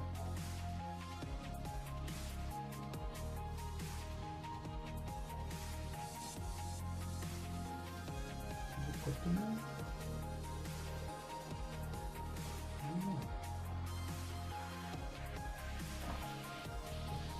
It almost seems like it's clipped.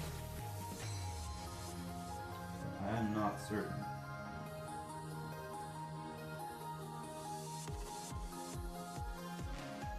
I hope it is pull out.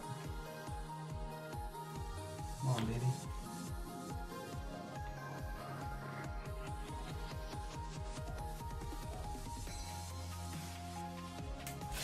Ouch. No pain, no gain, my guys.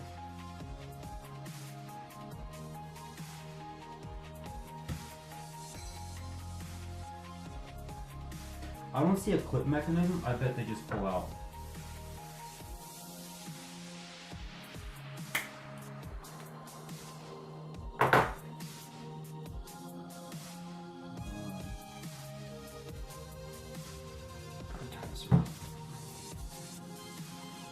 Dominant hand in here.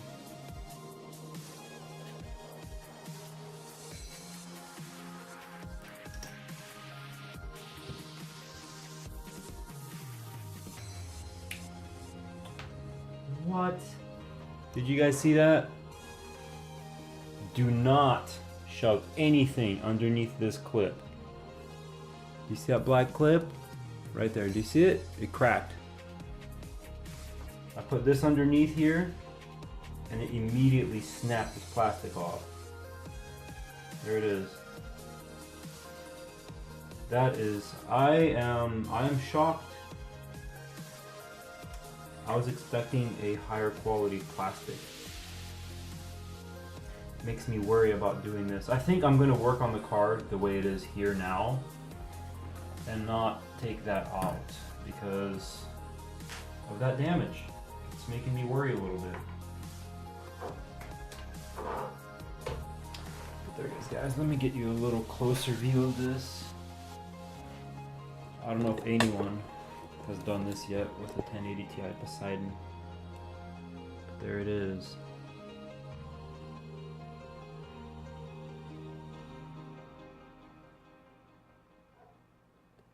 And there is your cooling mechanism. That is massive.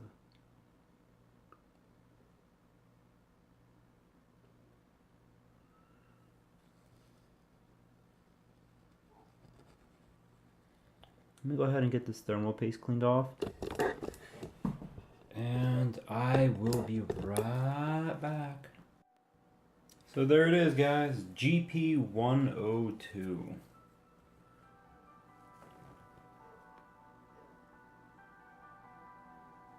Will this thing ever focus? There it is. GP102. And, ooh. I don't know if you can see it. But yes, these are the Poseidons, if you're just tuning in. 1080 Ti's. And I want a bit more stability, so what I'm going to do is put liquid metal on them. I just did the 7700K CPU, which I have yet to fire up, and I have two of these 1080 Ti's. Now we're up with that. I just want to see what kind of a difference it will make for the GPUs to go liquid metal on the dies.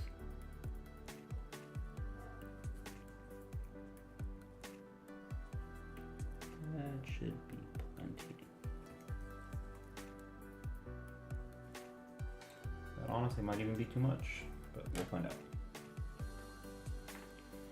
And all that extra glob there, that's all the factory TIM, whatever NVIDIA puts on at the warehouse.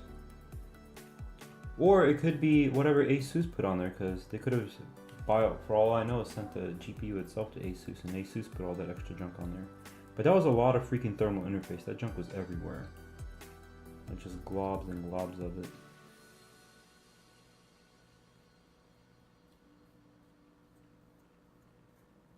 This liquid metal on the GPU. And with any luck, when I do both GPU cards, I don't know, I'm hoping these guys were idling at, currently with my water system, they were idling with the factory TIM around, around like 28 degrees Celsius. Let's see if I can knock that down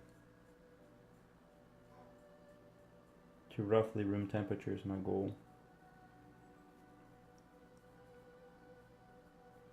Theoretically, it can go up to, down to room temperature, but not lower. It's the water's room temperature. Unless, of course, you cool the water, then it'll go lower than room temperature. But that looks pretty good. It is nearly 100% coverage. I'm going to get it to 100% coverage without going over the edge.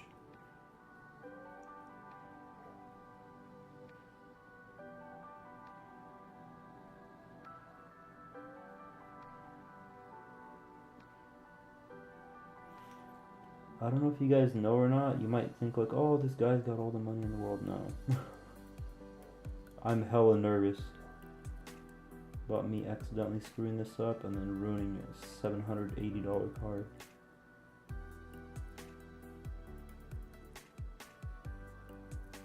Or however much this costs, I don't know. Hey, if you guys like what you see, I've never done any of these videos before. I just knew I needed to do some work on my system, and I thought you guys might enjoy this, coming along for the ride. If you like this, let me know in the comments or something. Maybe like the very first video. This is legitimately the first video I ever made. Maybe you can like it or subscribe or something. I'll be making more stuff as I go along. as I'm getting new products or doing upgrades or whatever, I'll be making more videos. You guys can come watch if you want. Or better yet, if you're really enjoying this, you can come play PUBG or Overwatch or whatever.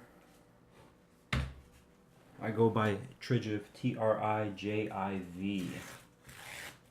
Trijiv. I go by that with Steam, Origin. No, I don't use Uplay. It's complete garbage.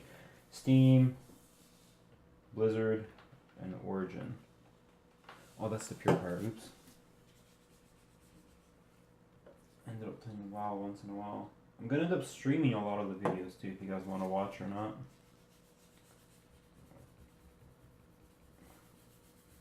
Or just if you're curious to see what a system like this can do regarding stream quality. And I currently have a 1 gigabit internet connection coming to my house. So if you guys want to see what that stream quality looks like, you can check it out over there. Maybe it'll give you an idea of what something like this can do with only a quad core. Clean this off.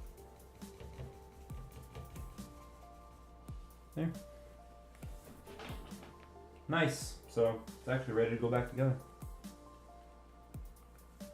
What I'm gonna do is quite possibly flip this back around in the order where I took it apart.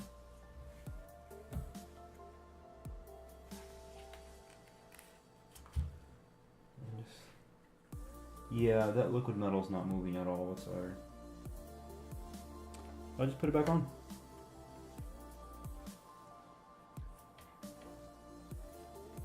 And in theory,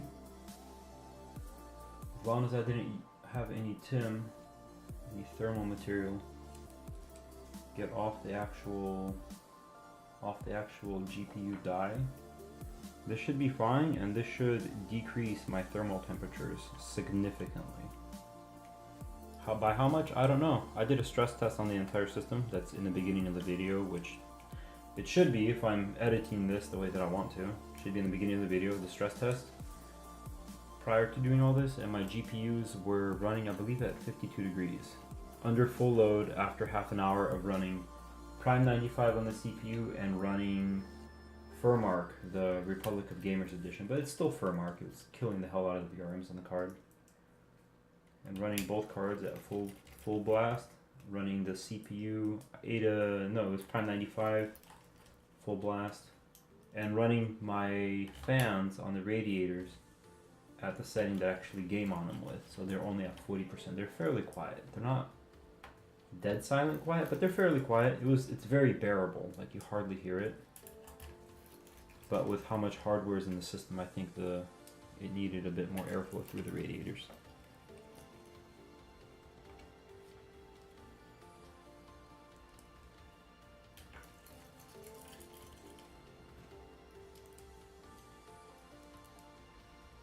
Close this back up.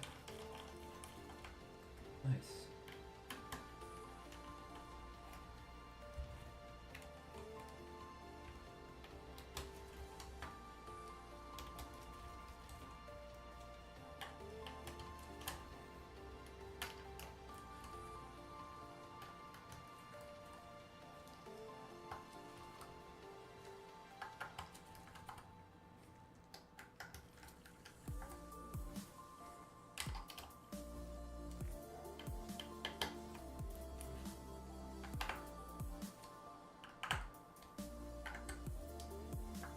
There it is, guys. What, it took 10 minutes? You watched the whole thing live. Oh, dang it. I don't like things like that. It took only like, what, 8-10 minutes to apply the liquid metal and put the whole card back together. You can do this too. Part of me doing this all live, all in one shot. I'm not a video camera guy. I'm not nothing like that. But part of me doing this is to show you guys that, hey, like, you can do this too. It's not rocket science. It's not like some magical stuff. It's not some insanely difficult thing to do. It's fairly simple. Like, all of you can do this. It's nice. But Off camera, I'm going to go ahead and do the second card, and then I think at that point I will begin reassembly of Prometheus, and hopefully later tonight I can benchmark and play games. It's currently, what, like 5:23 p.m., and I started doing this at around 12, so it's been about 5.5 hours or so. But yeah, I'm going to go ahead and do the other one off camera, and I'll come back. Cool. Now that everything's pretty much done, I got both 1080 Ti's over there. I'm actually going to go ahead and start reassembly. Really quick, let's plug in the RGB header for the monoblock. It's right there. Tuck that off to the side, and then you can plug in the USB one right there. That's all good. So, here's the tricky part. On a rebuild. Let's see. Gotta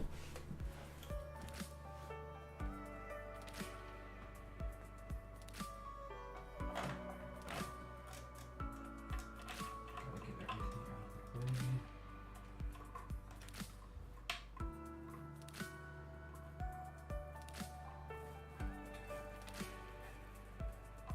I think I should probably plug this in first.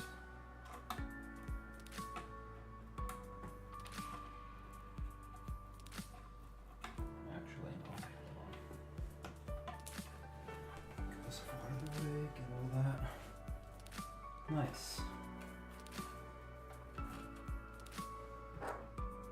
Let's get one of these started.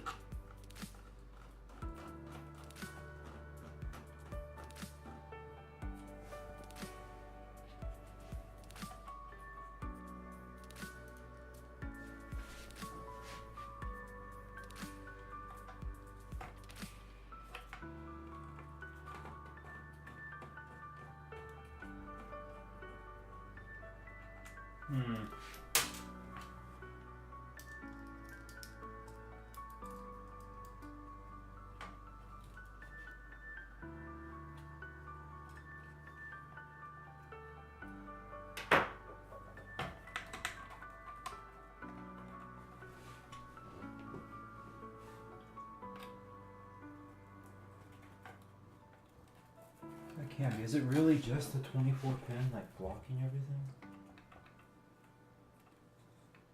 Ah, that's why. Maybe a USB sucker hiding back there. Okay, let's get this board on.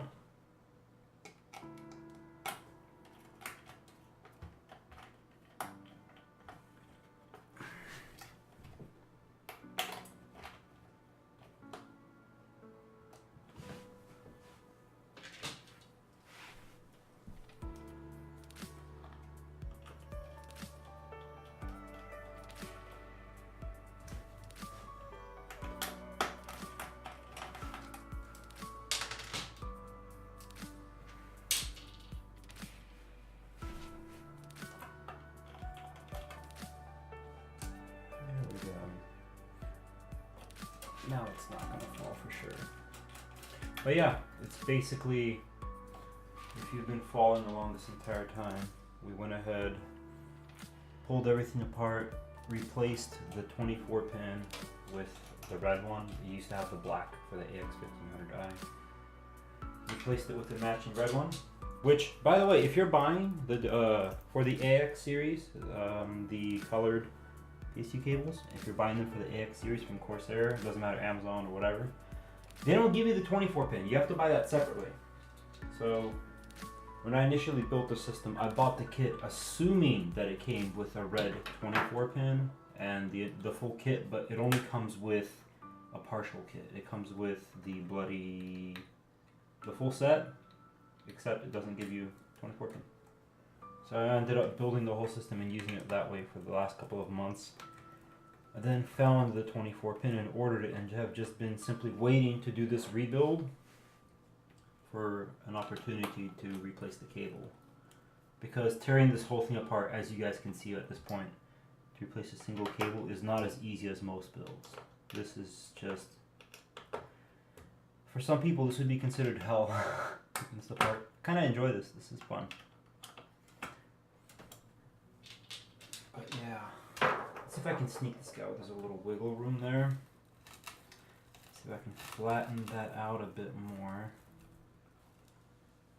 Actually, I think it needs to be bolted all the way first.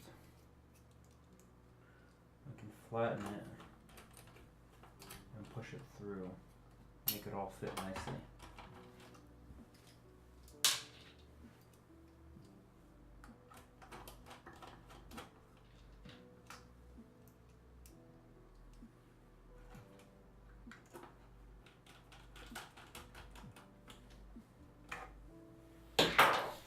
Let's get you guys a little bit of better angle here. Let's see what we can do. So, this guy, oh my goodness, this is a huge pain. I kind of wish this was vertical. It's really nice if it's horizontal like this, if it's in standard ATX or there's a gap over here. But because I'm using the gap with fans, kind of have to force it in there. There we go. It's not as bad. Oh my goodness, that's requiring a lot of pressure. Come on, baby. You know you want a seat in there. If you gotta use excessive force like me and you're new, hold this, the little female socket that it plugs into. Because you put that much pressure directly on the socket without supporting the socket, you may very well just tear it off the board. Oh my goodness, and right when I say that, I take off the protective cover. Yeah, probably saw that right there, didn't you? This back half of it snaps off, exposing the cabling. Yeah, be careful. This whole thing could just essentially get torn off if you're not supporting it as you plug in. My goodness. Why is that not going in? Okay, spin.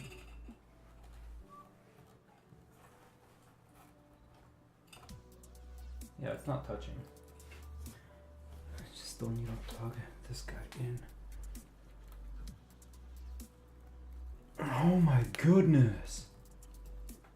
That is insane!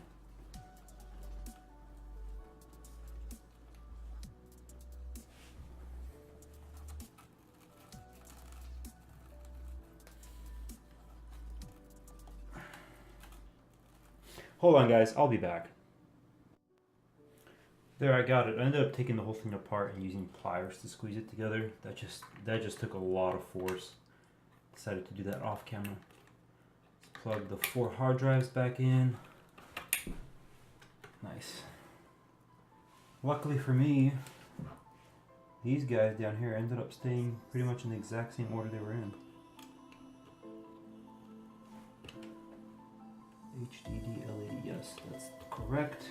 Let's plug in power light ground.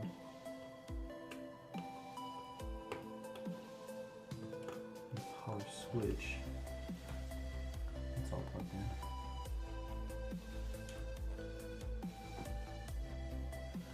Where's this go? Oh, there it is. The fan extension.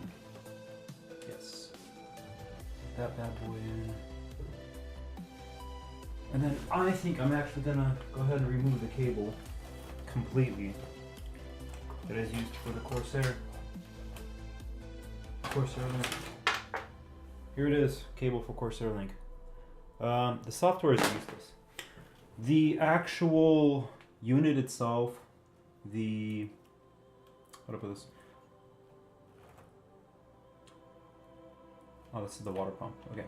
The actual power supply is great. Like the Corsair AX1500i is awesome. Like as long as you're not using the stupid freaking software that it comes with, like you'll be okay. Just don't use the software. Like by all means, go ahead and buy the power supply itself. The power supply is great. It works awesome. I don't have any issues. It's just great. But yeah, let me see. Plug in HD audio. Yeah, that's all plugged in. My double-sided sticky tape here on the 4 corners for the radiator is still good. So what I think I'm going to try to do right now is, since this is all plugged in, I'm going to try to get the lower radiator and just shove it in there. Actually, I'm gonna go flush, do a quick flush on those, very quick one, and I'll be right back. So yeah, got the radiators back. Let's go ahead and see if we can do this.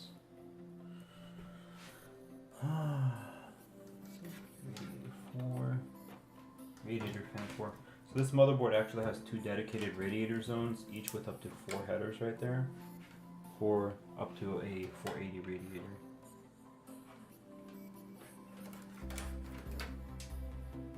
Let's see, 1, 2, 3. Again, this is 3 radiator headers, and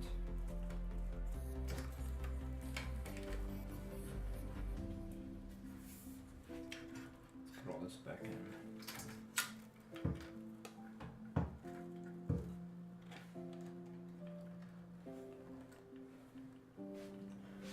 Honestly, what the hell is this?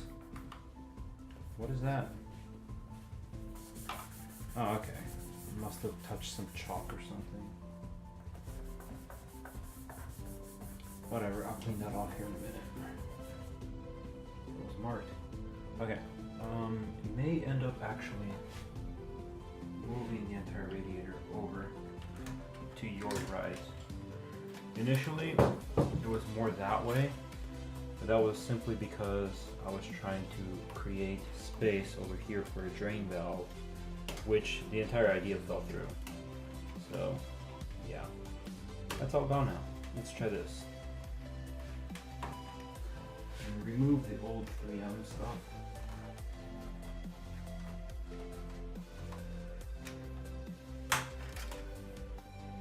Man, this stuff is hell sticky.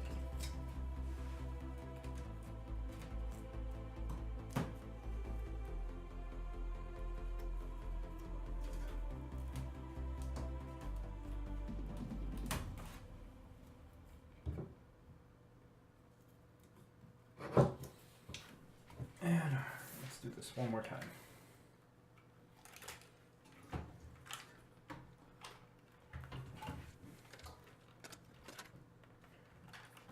Oh my goodness.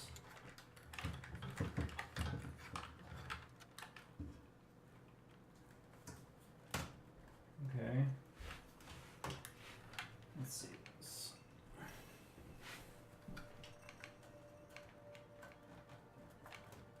It's roughly about there. Which now actually gives time and a little bit of space to go ahead and bend these cables downward. Do a little bit more tidy cable management. And because back there is literally a ton of space, I'm legitimately just going to bunch these up and kind of tuck them down there. Almost said shove them down there, but hey, you got to try to at least sound professional, right? Okay. Oh man, let's lift this back up and tighten a little closer there. That looks much better. There we go. Radiator 1 reinstalled. Nice. That's good. Front panel is good.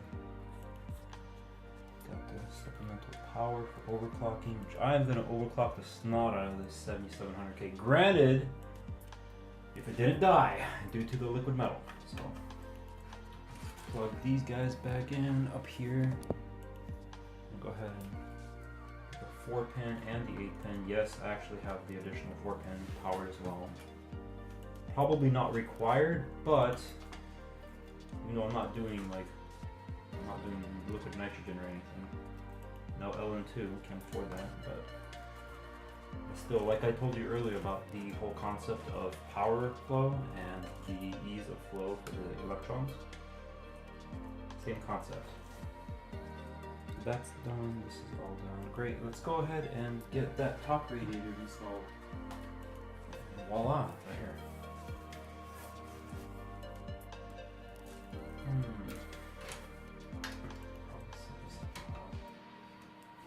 Plug these guys in really quick. Yes. 1, 2.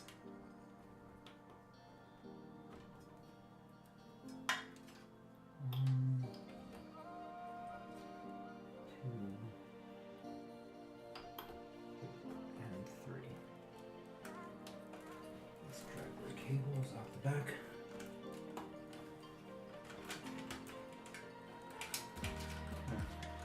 Now, as I pull the radiator inward, I keep dragging the cables out the back so they're not hanging over the front of the motherboard. And yes, this is an extremely tight squeeze. The radiator fans literally sit on top of these. They don't push down on them very much, but you can definitely feel some pressure. Oh my goodness, this is tight. And no, I'm not going to make some crude joke there, fellas. I know what you're thinking. I know what's going on in your head, little perverts.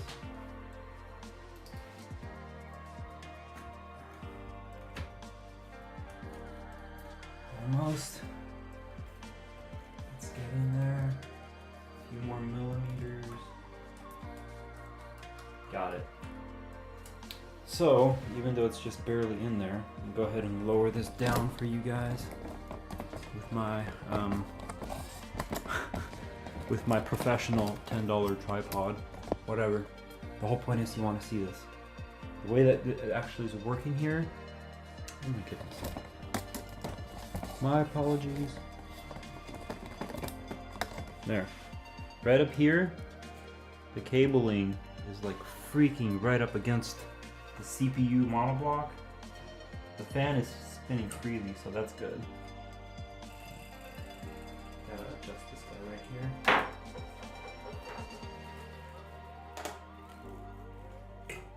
There we go. That one's spinning freely. Okay, cool. That's all done. Nice. Just double verify all the cables. Let's go ahead and secure the rest of these screws. And that's not it. 3, 4, 5, 6, 7, 8, 9. That must be for the PCIe cards. Let's get you back up to normal height.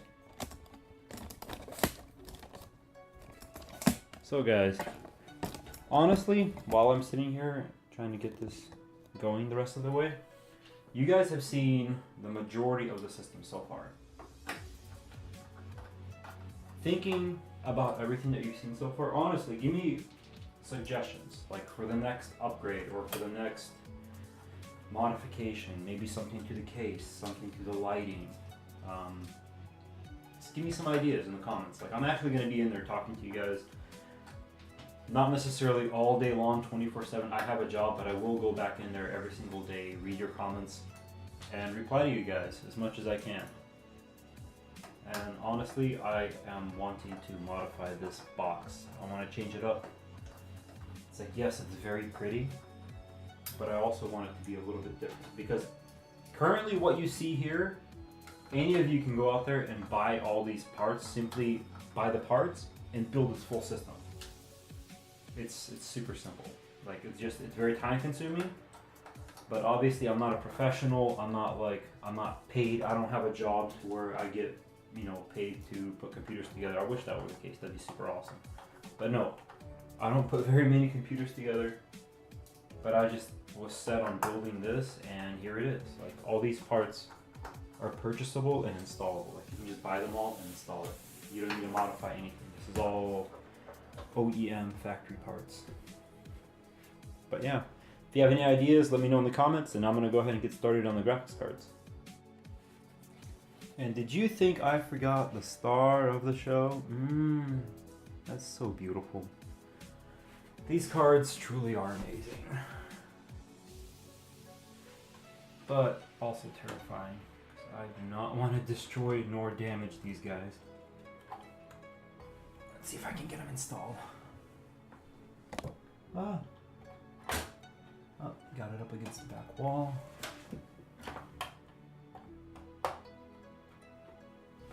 Top one slotted, bottom one slotted. There we go. That's one, and it's too tight. I can't even fit this thing in there. I'm gonna use a ruler, so push that guy through.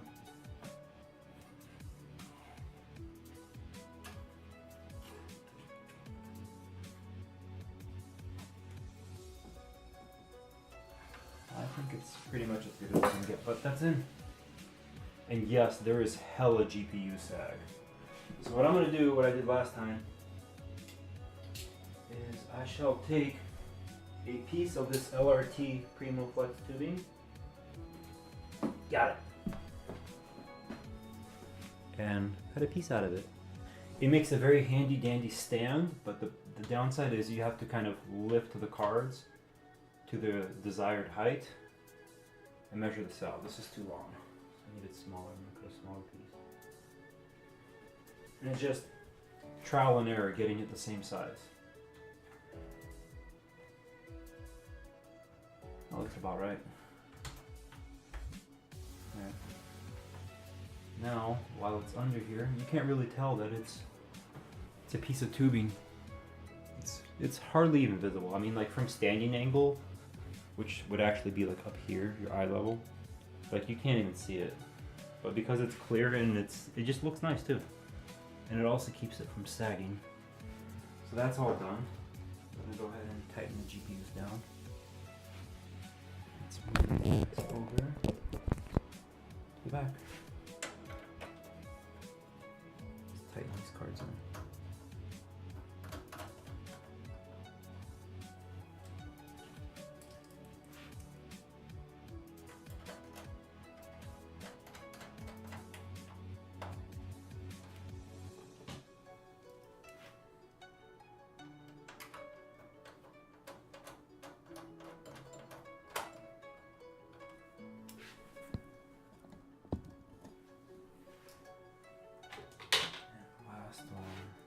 You know you're doing an okay job, and by okay I mean bare minimum, when you're done with a certain like little one of the parts of the work and all your screws are gone. That means, you know, at least you're doing something right. Got to use all the screws. I've had that actually happen, taking the CPU monoblock apart off camera. I took it apart and back together and apart and back together probably 6 times.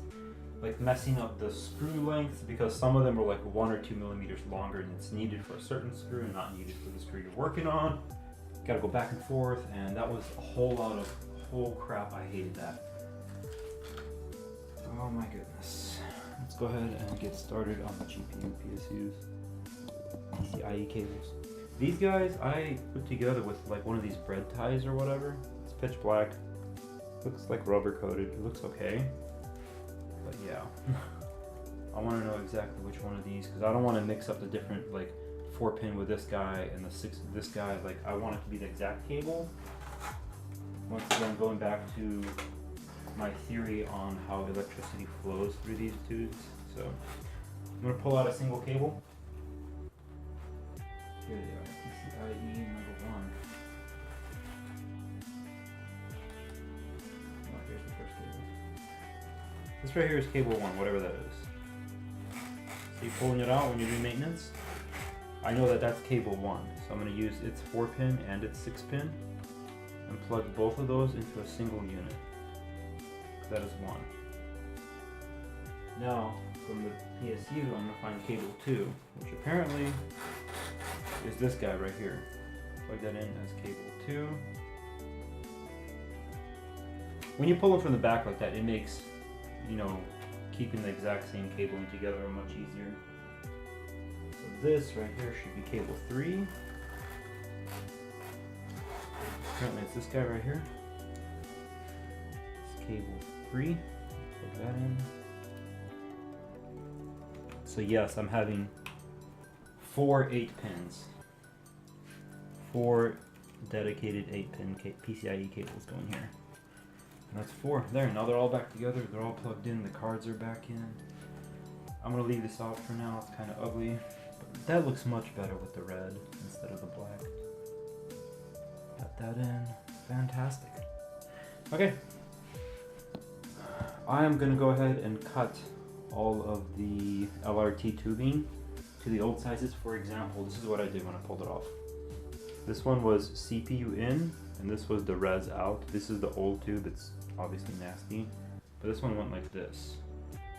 So what I'm going to do is I'm going to pull this off, measure the exact same size, just put another tube next to it, cut them all, put the fittings onto the new tubing, but I'm gonna clean the insides first, put the fittings onto the new tubing, and then I'll come back with new tubing ready to install. Cool beans. So I got all the tubing cut. Basically, remember I told you it was like CPU in, and then it was reservoir out. So this basically was right here. I ended up cutting the exact same sizes.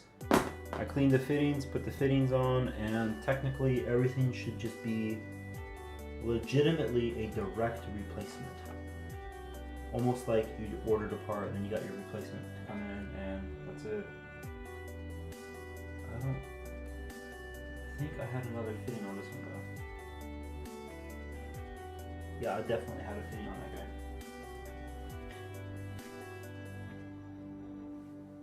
And here it is. So I made the new fittings. Basically the other one would say like reservoir out, this one would say CPU in on the old tubes. I got brand new tubing, the exact same size, just transfer the fittings on over. Bam, XSPC, all the fittings are XSPC. Transfer the fittings over, and I'm just gonna go ahead and just do a direct replacement for all the parts. And it should be super simple, like I should just be able to plug everything back in because they're all the same size and should not have any issues because I've already done this before.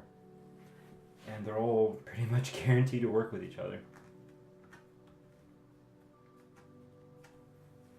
Nice. Then again, I kind of expect this to work because these sizes have already been verified for this. Perfect. Let's go to the next one. What is this? This fitting here is radiator out right here to reservoir in. So let's go ahead and do that guy to give you guys a better view.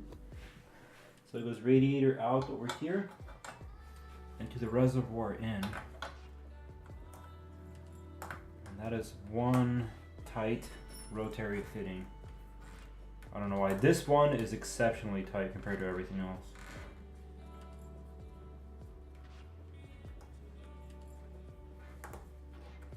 Holding the bottom and then twisting the rotary part and getting it on.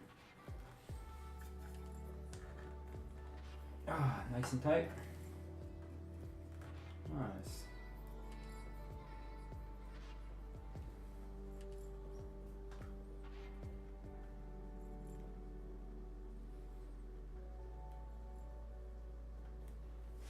There it goes.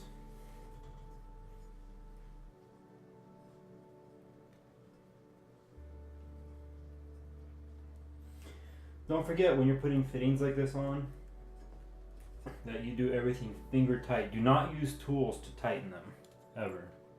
You want to get it finger tight, but not too tight. Because if you end up stripping the threads, like this is plexi, or it's not. No, it's not plexi. This would be plexi. Whatever this material is, acetal. If you were to strip the threads on acetal, it allows you to strip. Versus if it was steel, then yeah, you could actually use a tool on it. But because it's acetal, you don't want to strip anything. So that's done. I'm gonna go ahead and put my drain valve that I've created here. I'm actually gonna take this part off. Screw it in. Yeah, it looks a little ridiculous, I know, but there's actually reasoning for it because over here it needs to clear. And then at the same time, very gently. The only reason I'm using this is because the very bottom, that tiny little thread is the only one that's hooking up to it because it uses a very small fitting and you can't grab it with your fingers. So I did it finger tight and my fingers are slipping because I can't grip it, and barely anything else. That's it, like legitimately barely. And put the ball fitting on the side, my ball valve, and plug it up. There. Now my drain valve, see how it fits very neatly under there, right there? Yeah, that's what I designed it for. And the glass piece goes here, and you can't see that, it's perfect. That fits. I'm gonna do this guy here last. Let's go ahead and go from CPU out. It's actually just a standard barb with a compression fitting. maybe the CPU out. And then we're gonna do the GPU in. Let's move you guys a little bit. Let's see how this works. CPU out, GPU in. So, if I measured correctly, should be able to push this in.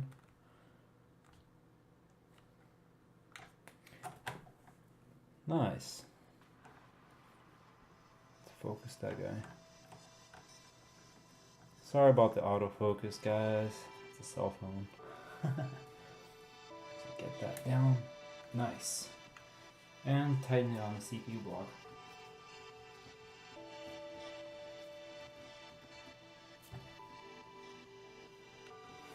Very nice. Look at that. It took all but a few minutes. And I already have this tube, this guy installed. I have the radiator to the reservoir here installed. And very quickly I got my little drain valve reinstalled. Next thing is going to be one of the longest fittings, which basically is this giant piece of tube. And this is the exact size of the old one. So basically it comes out of here. If you watch the video from the beginning, you'll see it. Comes out of here, runs out the back of the CPU, the back of the actual case. Let me lift it up. Over there, you can see the tube hole right there where my nail is. Just comes out of here, goes out that back tube, runs in behind the back, and then it comes out right there and down here. Actually comes out of this hole. Focus. Comes out of this hole, and then I'll take off the plug and then plug in right here. And this guy will go out and into the drain valve. And yeah, to continue off, what I did off camera was I put that tube, like I said, goes through that hole over here, around the back, comes down over here, and then like pretty much it's nearly done. All I have left is this one piece, which can be slightly modified from last time. Now all it's going to be is this piece of tube, which I just measured and cut to the same size. And legitimately that's going to be it. What I'm going to do, instead of like this or like that, because the computer is mostly seen from this angle, I'm actually going to go vertically like that and stretch it out so it appears to be as straight as possible. And with time, the fitting itself should become straight. So, actually I'm going to go ahead and plug it in on the top first. This part does not move.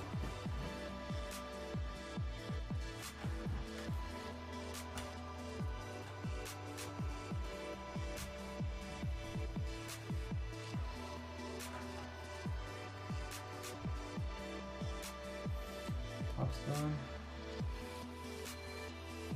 I'll get another one with collars. Compression install.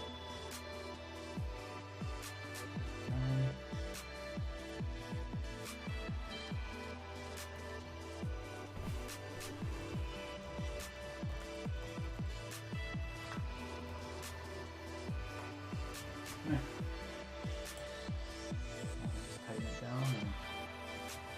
At this point, aside from the zip tie over here, and aside from checking all the fittings to make sure that they're all tight, like the loop is done. Like we are this close to begin filling it. And as far as the fill, it is going to be distilled water. I'm going to keep doing only distilled water and like PT Nuke with some of the Primo Chill, like their additive for anti-corrosion and whatnot. I'm going to keep doing that until the loop stays crystal clear for about a month. That's when I'll know that there's no more residue, there's no more junk in there, and that's when I'll know that I can actually go colored fluid. But here it is so far, guys. Oh, it's so beautiful.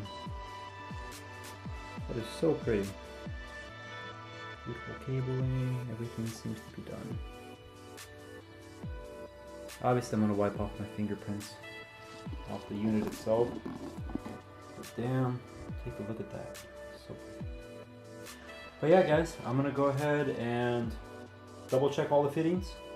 I'm going to get this little piece right here zip tied, and then we'll be back to do the fill. Okay, so it's time for the fill. I got the rest cap off. Got the PT Nuke in here, earth tool, distilled water. Basically, it's the solution of the Primo Chill, the cooling loop solution with some PT Nuke, and I poured into a smaller bottle. Make sure to mark it poison or something, because PT Nuke is poisonous, so you don't want anyone reusing the bottle that you're using. So instead of using, like filling in through a little tube, I just take the cap off. I find it's much easier to do it this way. Just pull the whole bloody cap off.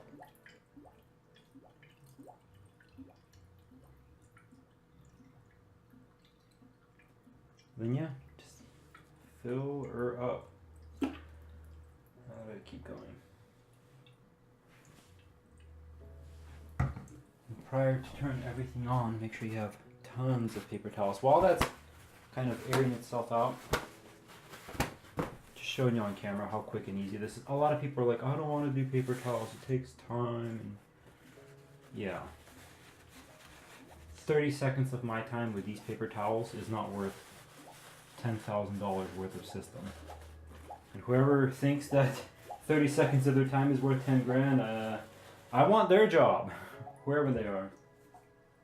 But yeah, look, didn't even go all the way down. I already got my paper towels ready. And yes, in case it's not on, nothing is on yet. In case you're wondering, yeah, this is gonna take a lot of water.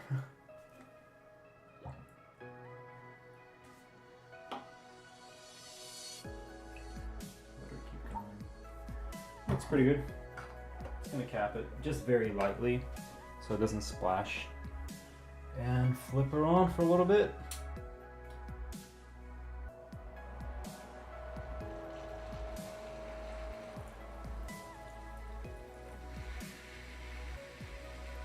And shut it back off.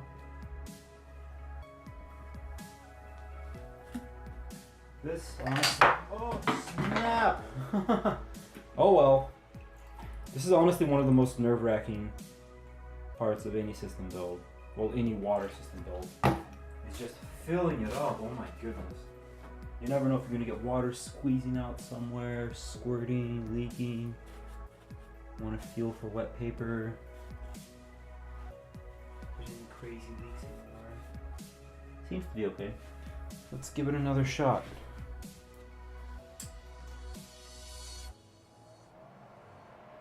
Just turning the power supply on and off. All components are disconnected right now. And in case you're wondering, this is a PSU bridge. It's made by XSPC. It works on pretty much every single power supply because this part that plugs into your motherboard is a standard. The wiring, the way the PSU works is non-standard. Like my AX1500i uses its own way of wiring everything. And basically plug my cables into another power supply, it'll probably burn your power supply and your motherboard and everything. But the portion where it plugs in is standardized, so you can use pretty much any bridge on pretty much any power supply. Don't quote me on that, but that's from what I know.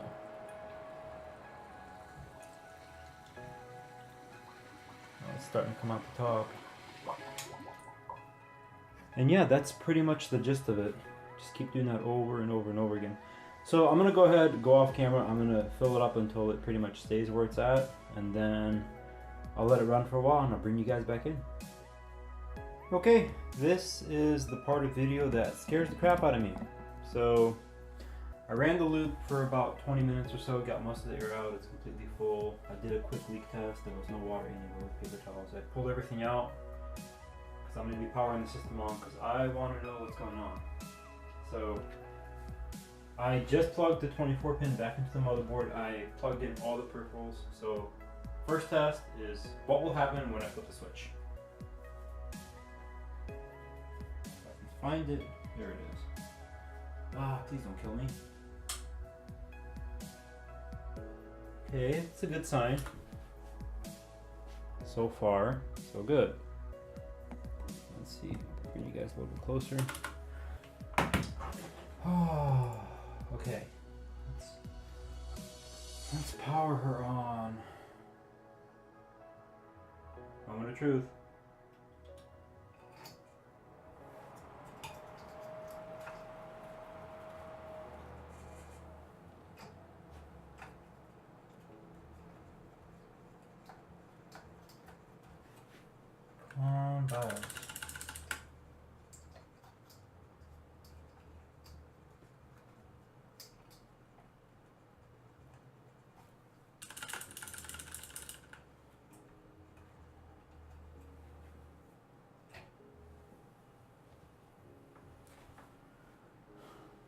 Okay, it's posting.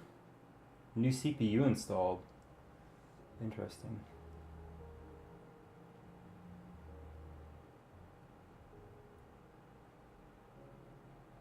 I think it flashed my BIOS.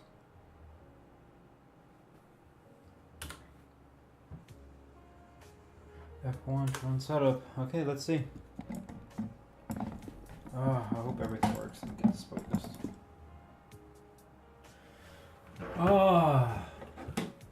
It seems to be working. CPU, sorry, it was freaking hella sensitive. 4.2 gigahertz, 29 degrees C. Memory, voltage.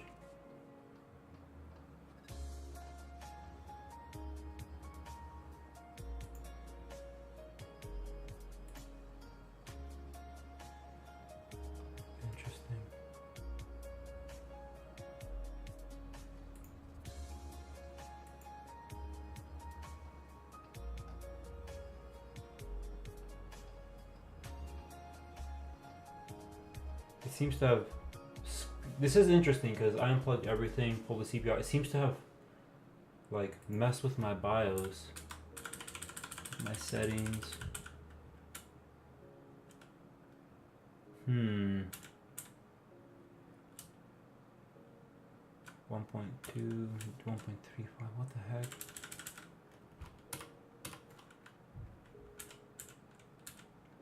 .232 volts. The core's out. Okay, that's fine.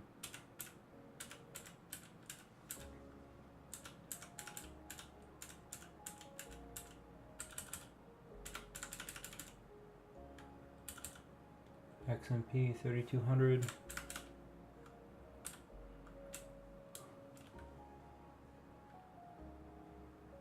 BIOS still at 1009, which is what it was at.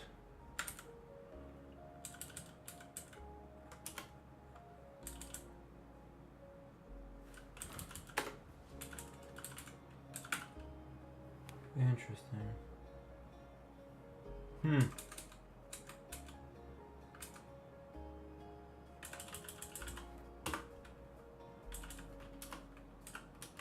It's reading both of my graphics cards, and they're both idling at 23 and 24 degrees Celsius respectively. I mean 24 and 23. So it looks like I didn't fry my graphics cards, didn't fry my CPU. Let's go ahead and boot into the OS. Very nice. So far, so good. And no, that glare is not visible in real life.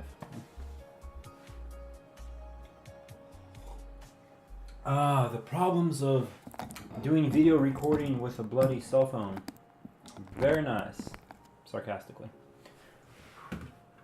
So it works. Let's run that same stress test. The same format. And for whatever reason, one of my DRAM modules is going RGB instead of red like I wanted it to. But whatever.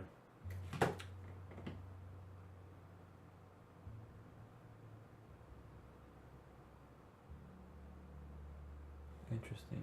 So my CPUs are running, currently idling at 30, 30, 30, 29. That is nice. I like it. Let's go ahead and burn my GPUs. See where they're at.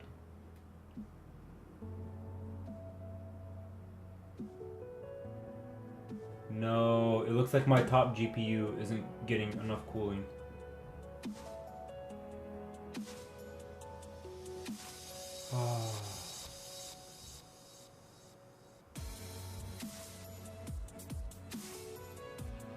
Nope. See the problem? Let me zoom you guys in on it.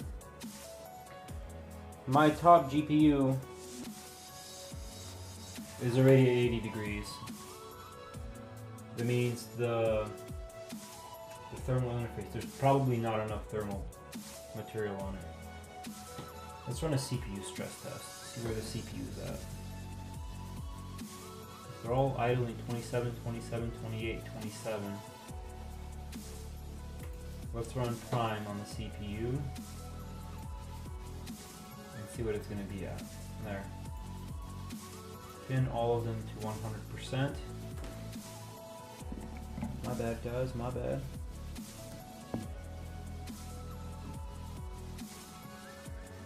Pin all the CPUs to 100%, live time, and see what happens to the CPU. Because there's 60, 58, 57. Let's see, it looks like the thermal interface, the liquid metal, I have enough of it on the CPU. It's just, it looks like on GPU 1 there's not enough of it. Which sucks, because it means I need to take everything apart again, and it's already 8:13 p.m. But I believe I am going to still do it today. It's not that late.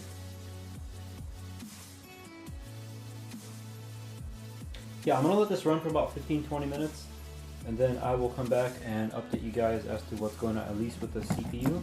So far, the whole system is alive, which is nice. Prometheus lives. But as of right now, it looks like GPU 1, for me that would be this card, is apparently the thermal interface on there is not on there all that well, which sucks. But at least the CPUs are all nice.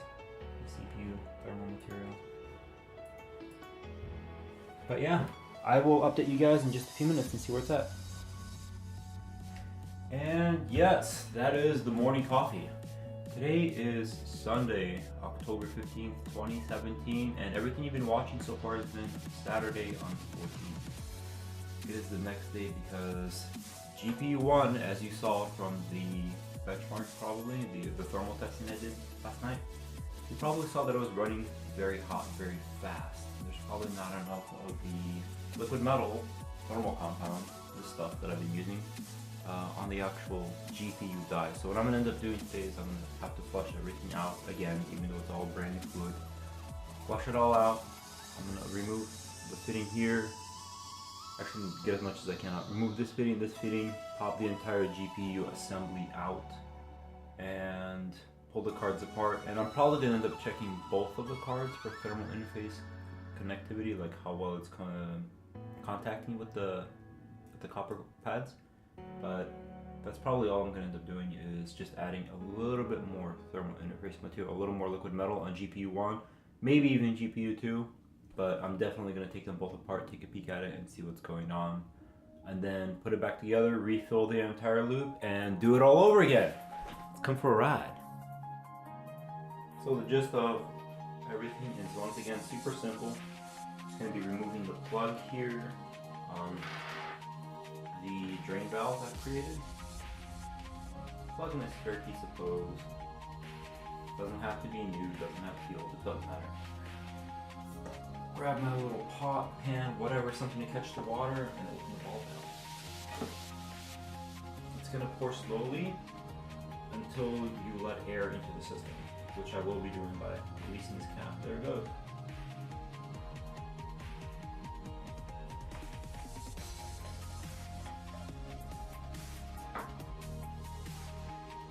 Nice and simple.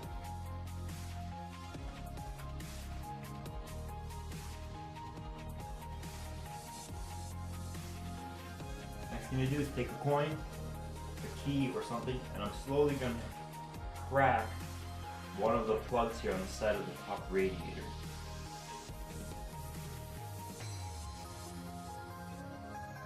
And what I'm going to be doing that for is, essentially, we're going to try to let air in through the radiator, so you won't be getting all this water flowing up and whatnot because of the vacuum up there. So it'll actually allow air in and allow all the water to flow out.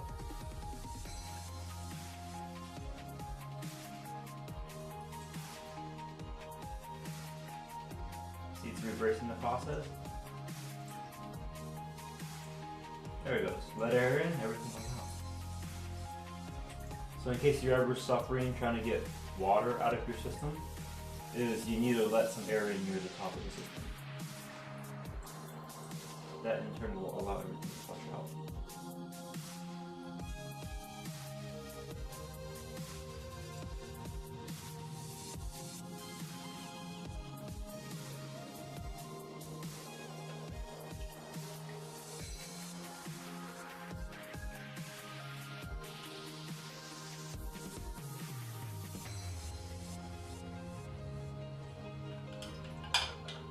guys?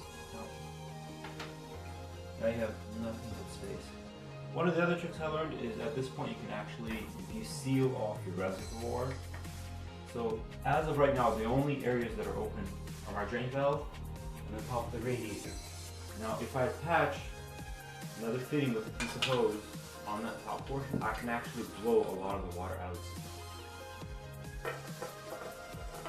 The seat stops here, close the valve, let air out of here, and I can push the water into here, into the reservoir.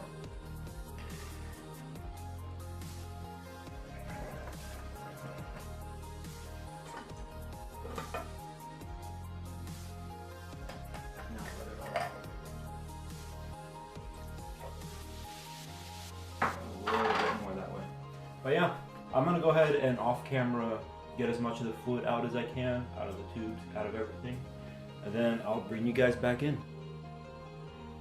There, now as you can see, I got most of the fluid out, got the rest cap off. Everything's off, removed the wires. I bunched them up together for top card and bottom card, because in the back I have them numbered 1, 2, 3, 4, or 1, 2, 3, 4. Doesn't really matter, I'm just a little nitpicky about it. Got the screws removed, and at this point, remove that little brace I made out of a tube. Should just come right out. Oh wait. Gotta push these tabs in. There we go.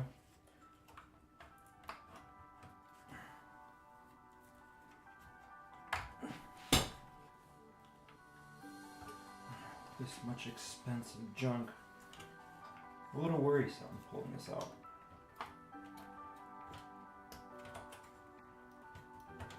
No, it's still holding on by the bracket. You gotta push them in somehow. Try this ruler. It does not want to budge.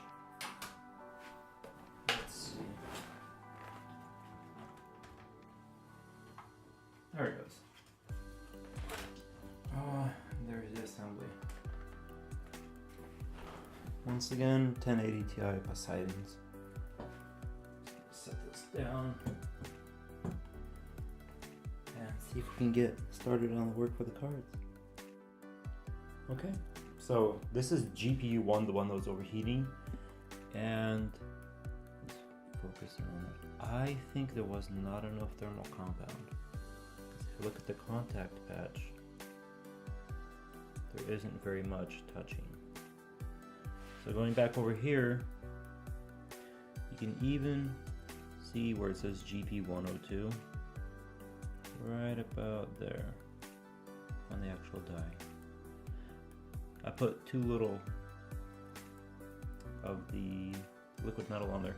And honestly, I'd much rather have it be like this to where there's too little and I have to come in here and reapply a little bit more rather than having too much and then having to buy a whole new card. So what I'm going to do is I'm going to go ahead, you guys have seen how this is done, I'm going to go ahead and apply a little bit more, put this one back together, and then crack open card number 2. So this is GPU number 2, and by the look of it, it does have better contact there. But strangely enough, this side looks eerily similar. So I'm not sure, maybe this was the card that was overheating. I think it was GPU 1 that had the heating issues, but I'm definitely going to go ahead and reapply it on GPU 2 as well, and then I'll get back to you guys. Let's see what happens. So here it is, guys. Completely done at this point. I have reinstalled additional liquid metal into both units. Let's go ahead and get this whole, this is the biggest pain in the ass, honestly. Almost $2,000 in cards. And oh my goodness, I do not want to mess this up.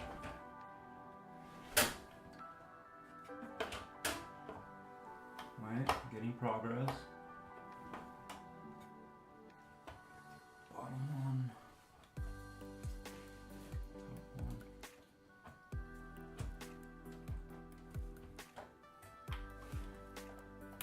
There we go. They're both slotted. I'll take those little spacers that I made earlier, put these guys into place, card doesn't collapse on itself. They're so freaking heavy.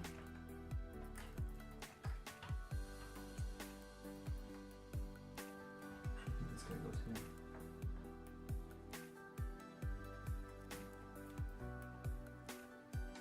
There we go.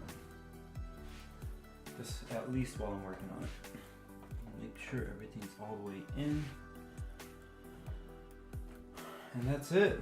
At this point, it's basically put all the screws back in for the cards. Make sure I'm not in your guys' way. It's legitimately just putting all the screws back in.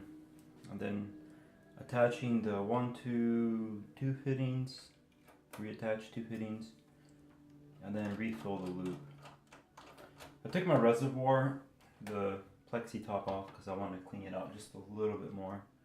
Looks like some of the residue is still somewhere in my loop. I don't know, it's probably in the radiators. And I just want to clean out the res just to get it a little shinier before putting new water in there. But other than that, yeah, this system is nearly done. Granted, the fact that I reapplied some more liquid metal to both graphics cards, now I rerun the possibility of having some of that liquid metal veer off somewhere off the actual GPU die, touch capacitor or an inductor or something along those lines, touch a trace, and quite possibly fry the cards, one or both, or maybe even the entire system. So honestly, yeah, this is a bit of a risky process, but in the long run, for how much more cooling the cards are going to be receiving, I'm going to be able to push this system a little bit further, be able to push my overclocks a little bit higher. Because they're already running at 2 gigahertz when they were on the factory TIM. Should be able to push them higher, get a little more power out of the system, a little more FPS, get some more juice out of it. But yeah, I mean, hopefully this all works. If it does and I didn't fry my computer, then you guys honestly got to come along for the ride. This is really fun. But I'm gonna go ahead, I'm gonna finish putting this together. There we go. I'm gonna finish putting this guy together. Then I will completely fill it up, because you guys have seen that process prior. I'm gonna put it together, fill it up, and I'm gonna start running some thermal benchmarks, and I'll bring you back in right when the benchmarks are here. Okay, so it's the secondary moment of truth. Oh my goodness.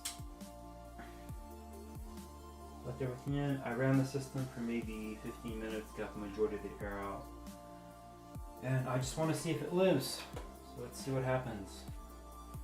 Please live.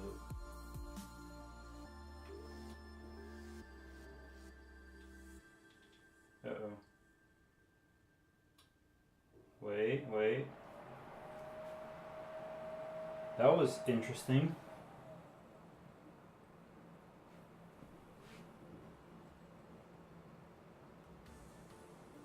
Okay, let's see what happens here.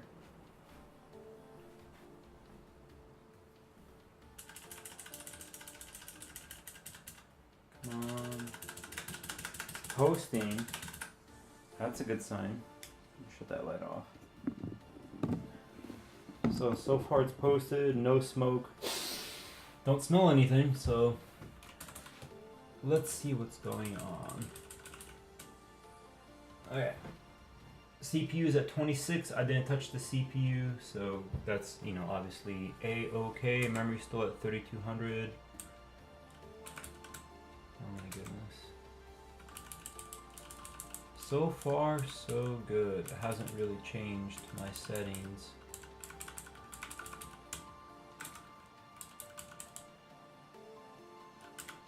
Where was it?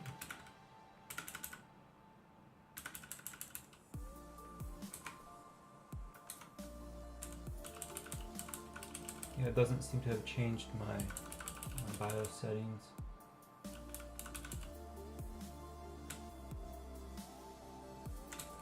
Interesting. Now for the moment of truth.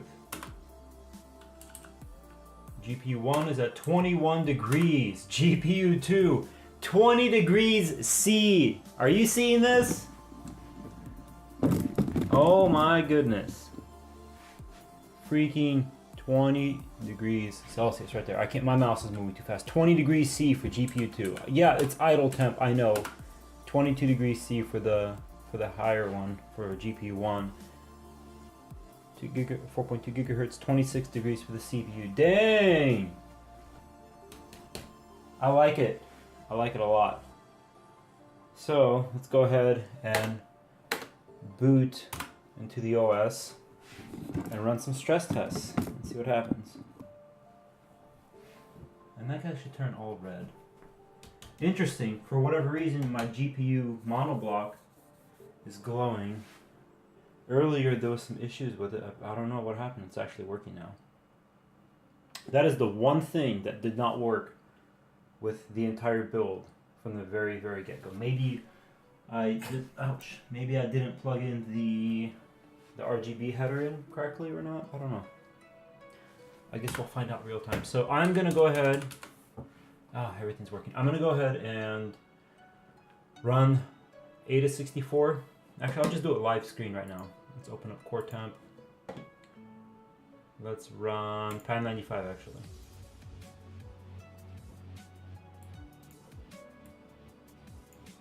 You see that running, I'll minimize it. Load is at 100%. Let's get you guys in for a closer look here, because right now the benchmarks matter. There we go, you can see a little better. Load 100%, all 4 CPUs. They're currently at 53, 54 degrees for Asus. Currently using 82 watts. So here it is. It is looking very well actually. If you take a look at the CPU temps currently, it's been running for a good, I don't know, like ran it for about 15-20 minutes. Shut it off for about 20 seconds as I adjusted some settings in my graphics cards. Turned up the boost a bit and turned it back on. It's been running for a total of about 9 minutes after the 15-20 minutes. 76, 76, 76, 76. Pretty much all at 76, 77 for the CPU. The graphics cards are both maxing out. The top one is 61 degrees currently. The bottom one is 54. And that is after running for quite some time. So I don't know. It seems to be very stable at this point. And honestly, the graphics cards are both over 2 gigahertz right now, so I've overclocked the snot out of both of them. They're both at, I think, 2015 currently. And the CPU is at 4.5. Yeah, it's at 4.398, basically 4.4, 4.5 gigahertz. And nothing seems to be getting out of whack, even though the 7700Ks run a bit hot. Doing the liquid metal didn't really give me any type of significant advantage thermally wise. It definitely dropped the CPU temperatures a bit, it dropped the GPU's temperatures a little bit. But keep in mind that the benchmarks I was running in the beginning of the video were with the glass panels off. Right now they've been on this entire time. The glass is back on and it's still maintaining temperatures. Earlier, off camera, when I would do the benchmarks with the glass panels on, CPUs would reach 91 easily within 3 minutes with the panels on. Now it's been over 20 minutes and they're at 80 degrees C, which is still very toasty, but keep in mind it's running Prime 95 down here. And at the same time, it's also running 2 GPU stress tests. So this is an absolute worst case thermal nightmare for the system. And if you honestly consider what's going on in the case, you got giant radiator down there. It's all the air intake is only from the bottom. It goes all the way around, but it's all on the bottom. So you have 360 pushing up through the cards, like around the cards, however it can't get any air out of there. A lot of it exhausts here. The air is very warm to the touch up here. And very little bit comes out the back through that back grill. But that is a whole lot of components in there, and everything's going through a thermal nightmare. But with the liquid metal, it's able to keep core components cool enough to where you can run this 24/7. CPU 1, 62, CPU 2, GPU 1, 62, GPU 2, 56. Yeah. I would say I'm very happy running everything at an extreme. Temperatures are high, but if the liquid cooling system is able to keep the temps of the actual GPU and the CPU cold enough. So yeah, I guess my conclusion would be that I'm very happy with this. I'm happy you guys came along, honestly. If you have any suggestions as far as what you think I did wrong, what you think I did right, what you liked, what you hated, if you think I'm a complete moron, definitely let me know, because I could use your help. I'm not above reproach. I like to learn. I like to try new things out. This is all a community. This isn't just me showing you guys like, ooh, look at this, look at that, you should do this, you should do that. No, like, this is a test for me. And if you guys have better ideas, definitely let me know so I can learn and better myself and better the system, make Prometheus a little bit better. Get you some shots here. I mean, if you guys know of ways where I can make this better, you let me know. I'll honestly appreciate it, and I'll be going through the comments and reading what you guys have to say. And definitely, if you want to play online with me, my Steam username goes to the same for Origin and Blizzard. It's Trijiv, Trijiv, if you want to play along. Or when I actually start streaming here in a very short while, you can actually watch my streams. Same thing, twitch.com/Trijiv. Have some fun over there. But yeah, I'm gonna go ahead and shut this off, and hopefully you guys are be getting some glam footage here in just a little bit. But yeah, see you on the other side.